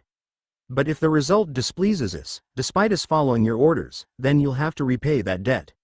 Of course, do as you please. Shin Woo snorted and replied. He would act however he could if it meant that he could suppress their pride and make them follow his orders. All right, we'll split up here. Move, don't betray our expectations. That pride you spoke of, make sure you prove it. Shin Woo had used a liberal amount of mana to active the command skill, mixed with the instigate skill, and after the 2 giants responded trustworthily, they divided into 2 groups and left. One of the 2 groups would find the road to approach while the other would find a retreat route. If those 2 killed the weaklings and flustered Metaphil, then Shin Woo would seize that opportunity fair and square and take the artifact away from them. Jin, I'm counting on you. You only act serious at times like this. Let's go. Humph. Jin replied curtly, yet couldn't hide his contentedness as he kicked off the dangerous mountain road and began to run. Jin loved this moment the most, when Shin Woo trusted in Jin and entrusted his body to him. Because this was the moment that Jin could prove his worth through the running he was so proud of. Kahawk, giants. I heard that the giants had all weakened. Kuok. While charging, Shin Woo saw one of the low-rank level 6 elites get torn apart. As expected, there was no way they were normal level 7s. Even if he were to strip away 99% of what they, the ones who inherited the Titan's pride, said as lies, the giant tribe was still amazing. Kuha, the Titan's pride. Make sure you prove that remaining 1%. Shin Woo shared his thoughts with Jin, and Jin ran quickly. Due to the sudden appearance of the giants, the troops were shocked and broke rank. Shin Woo passed by them, and boldly pierced through the side of the slowly moving troop that was protecting both the compass and Metoffel. To think that there would be one so foolish as to face our troops head-on in such a short period of time. Wait a sec, this is a glacial mountain range, so how can such a small undead be here? No, what is all this fuss about anyway?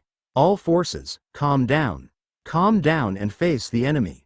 There's only one enemy. Metoffel quickly noticed Shin Woo's intrusion and narrowed his eyes, but in any case, his first priority was to strike down the one who looked down on his troops and picked a fight with them.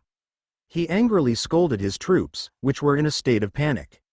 He possessed the highest level of command amongst all the 12 generals at the high rank. Even amidst Shin Woo's limitless speed, the undead troops got a hold of themselves and attempted to surround him. However, you idiots, protect Sir Metoffel. What the hell is he talking about? He was one step ahead of Metoffel.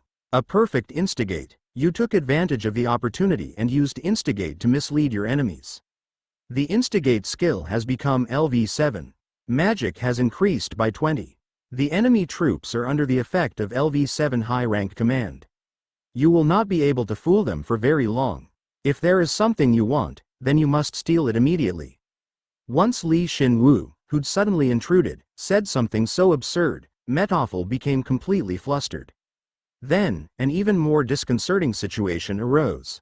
That's right. Someone has trespassed, so we have to protect Sir Metoffel.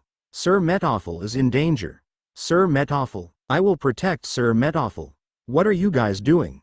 His men, who had faithfully followed him since his mercenary days, suddenly surrounded Metoffel to protect him. Metoffel was taken aback and browbeat them to get a hold of themselves, but the energy of the instigate skill that surrounded them wouldn't be so easily dispelled.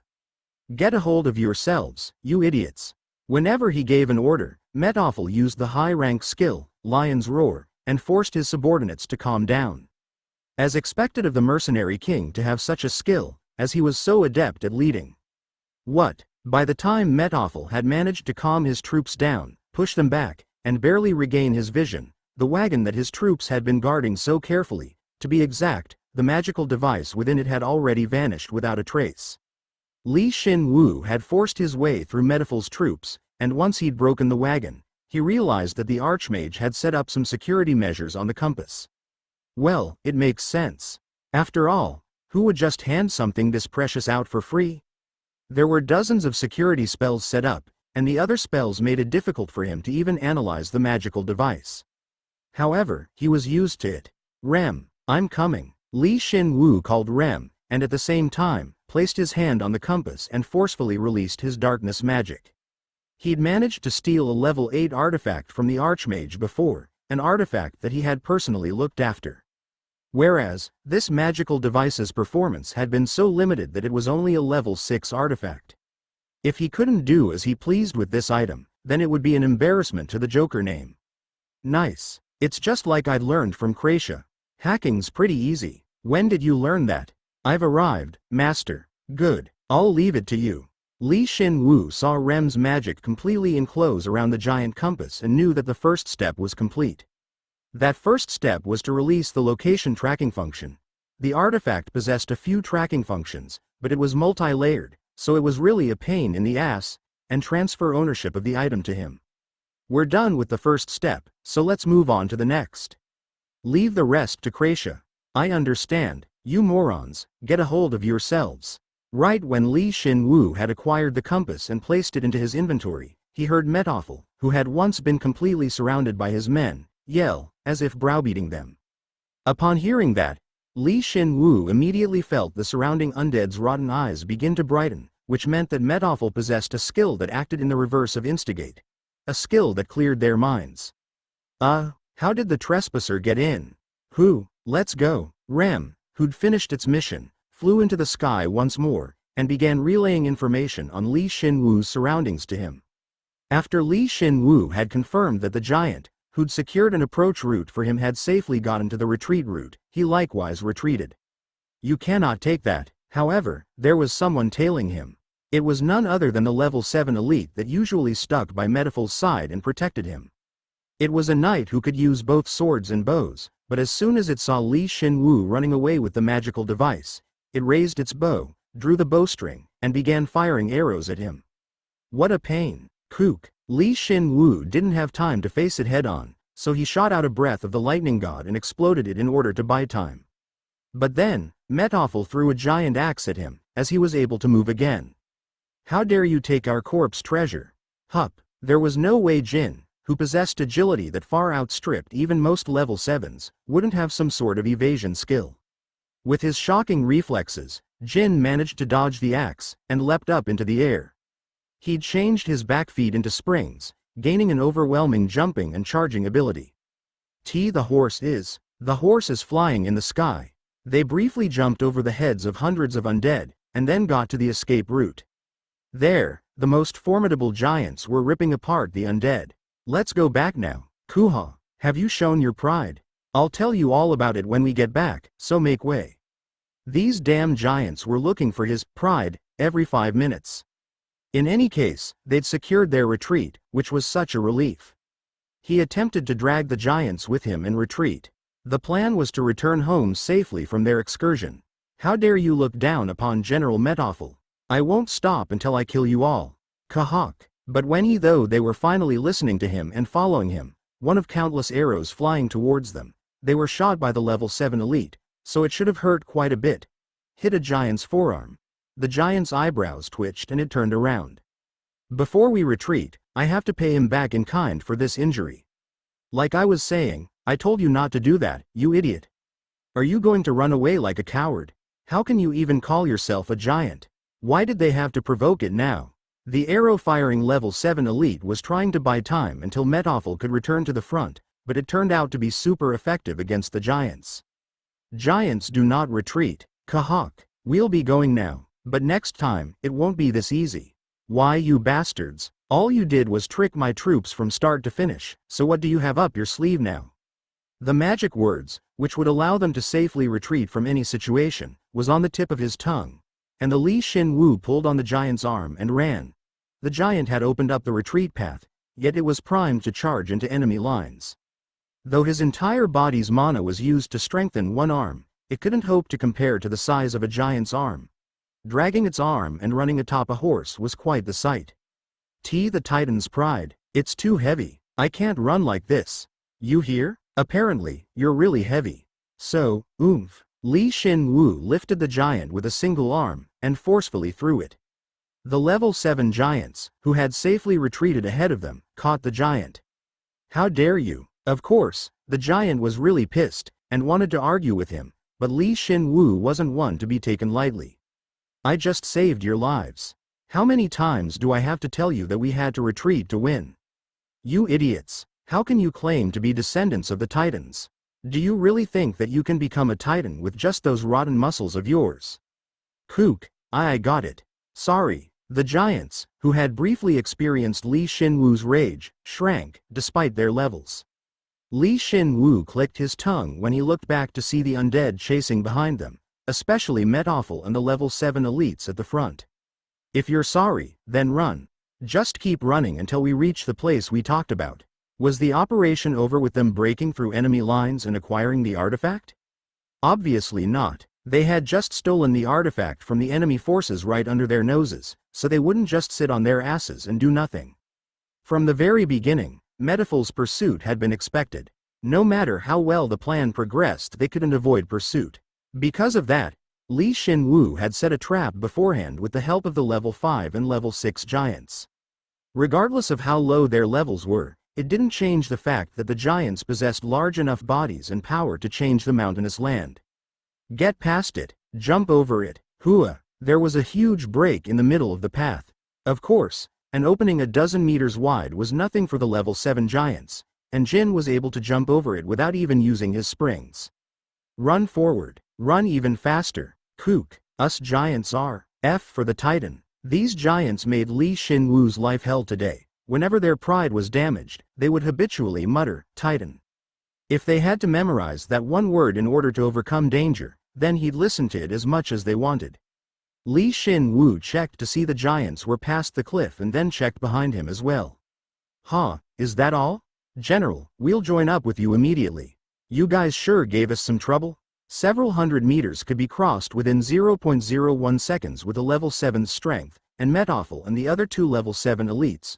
One of the corps commanders had, at some point, joined up with them. We're watching him. Did you think you could stop us from following us just by using this cliff? I wondered what kind of man you were to have caused so much chaos amongst my troops and stolen the magical device, but this was all you amounted to? If you're really that confident, then why don't you just come on over? Shin Woo stood on the other side of the cliff without moving an inch, as if he had resolved himself to fight against them head-on. However, Metoffel didn't attack in haste, and asked him some questions first. His bandit-like, rough face was etched with rage. Whose orders are you following? How did you get those giants to act? And how did you know that we had a magical device? Ha! Shin Woo laughed wickedly, as if he were waiting for him to ask that very question. That's right. Most of the time, this is how it would go. The 12 generals had too much pride to think that Shin Woo had done this all on his own. And if he managed to divert some of Metoffel's hostility to another party, then he was prepared to say anything. Who else? You can't even figure that out by yourself? It must be, that bastard, Segald. Shin Woo hadn't even said anything, but Metoffel opened his eyes wide and yelled furiously. At that moment, his feet shook.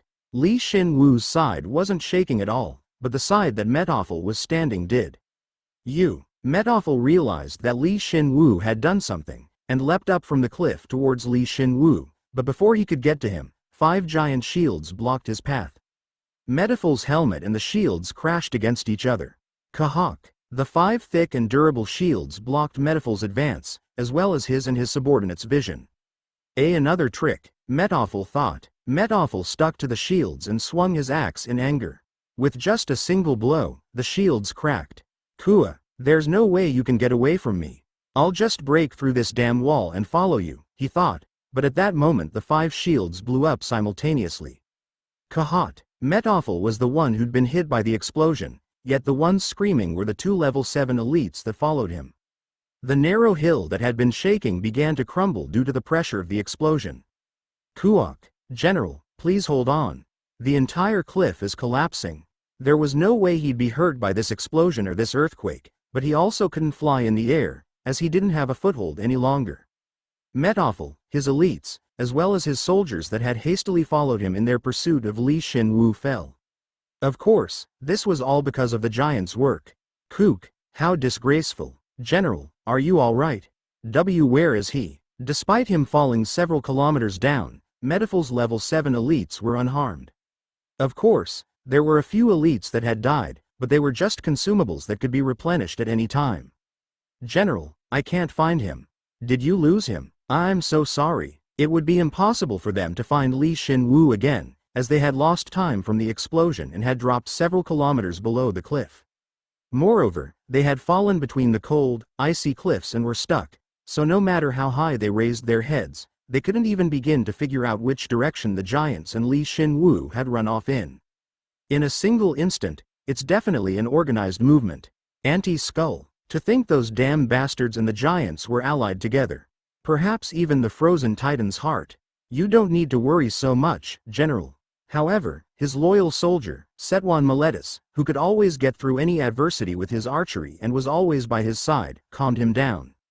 Setwan was the only one amongst Metoffel's troops that hadn't been tricked by Shin Woo's instigate skill and had tried to stop him.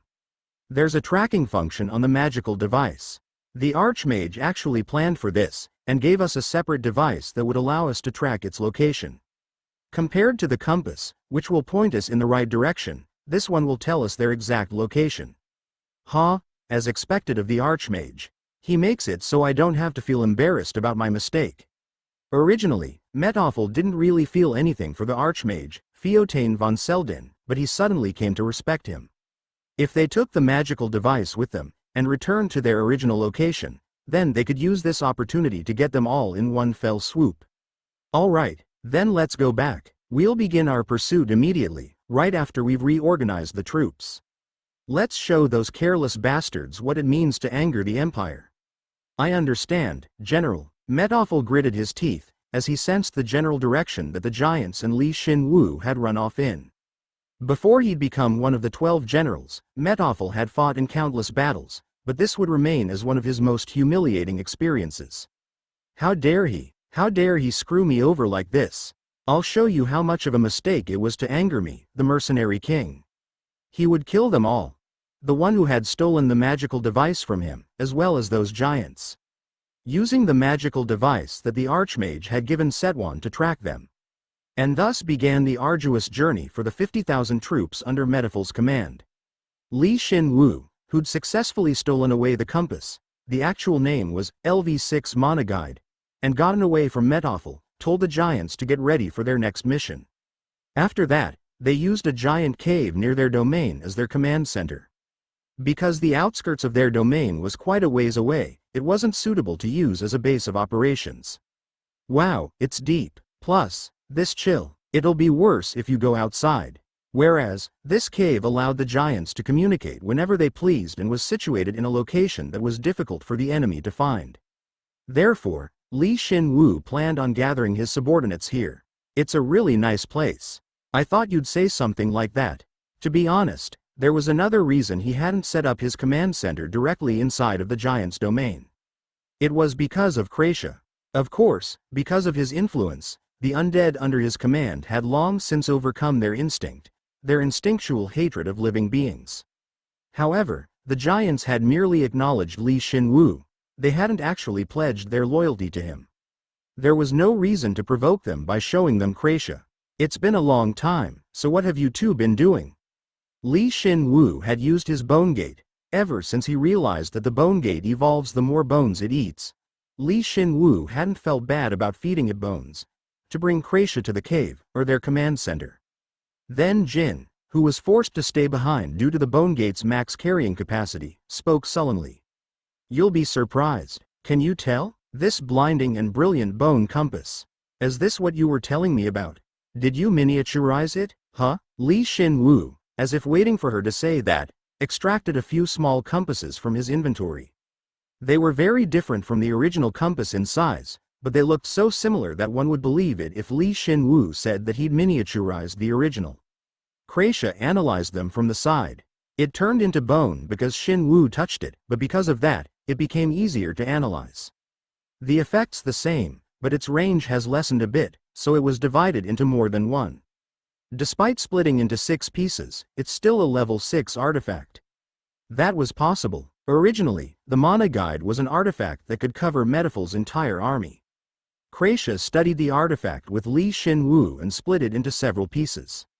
Of course, it wasn't easy, but her manufacturing ability, which had improved due to her study of Huggin's Eye, combined with Shin Woo's magic, resulted in the Monoguide's new form. If you have this, you can resist the spatial magic. Anyway, I should give these to each of the Paul's leaders. He'd give one to Kracia, keep one for himself, and the rest would go to Shino Rendu, Kai Paul, Bester Moon, and the group of golems. If the Archmage knew about this, then he'd hit the floor wailing. Why, you ask? We didn't completely remove the tracking function, so right about now, the enemy forces should be in chaos. It must feel like they're looking for the scattered Dragon Balls. He heard someone interrupting his satisfying monologue, so it had to be Jin. I know about Dragon Ball. I suppose there was a similar comic in your world too.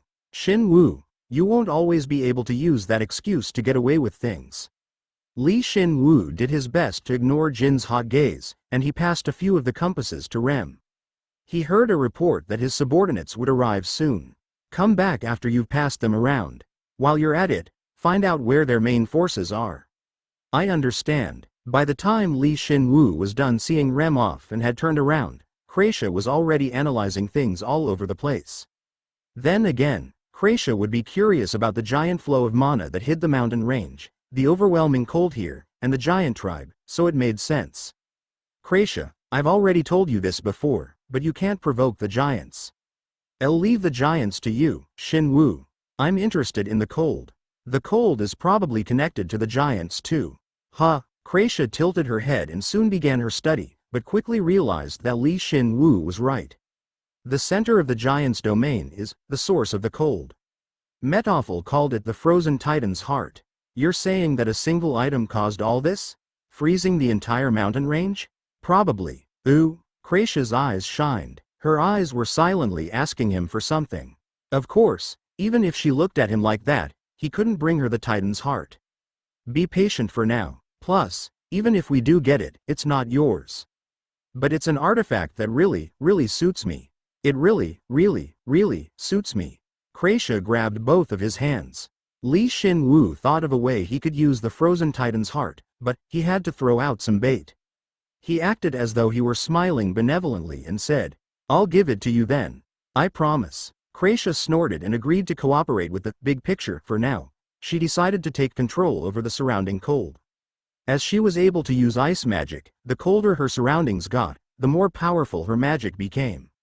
It was the same as Shin Woo's lightning. In an area filled to the brim with lightning, his lightning would come out even stronger.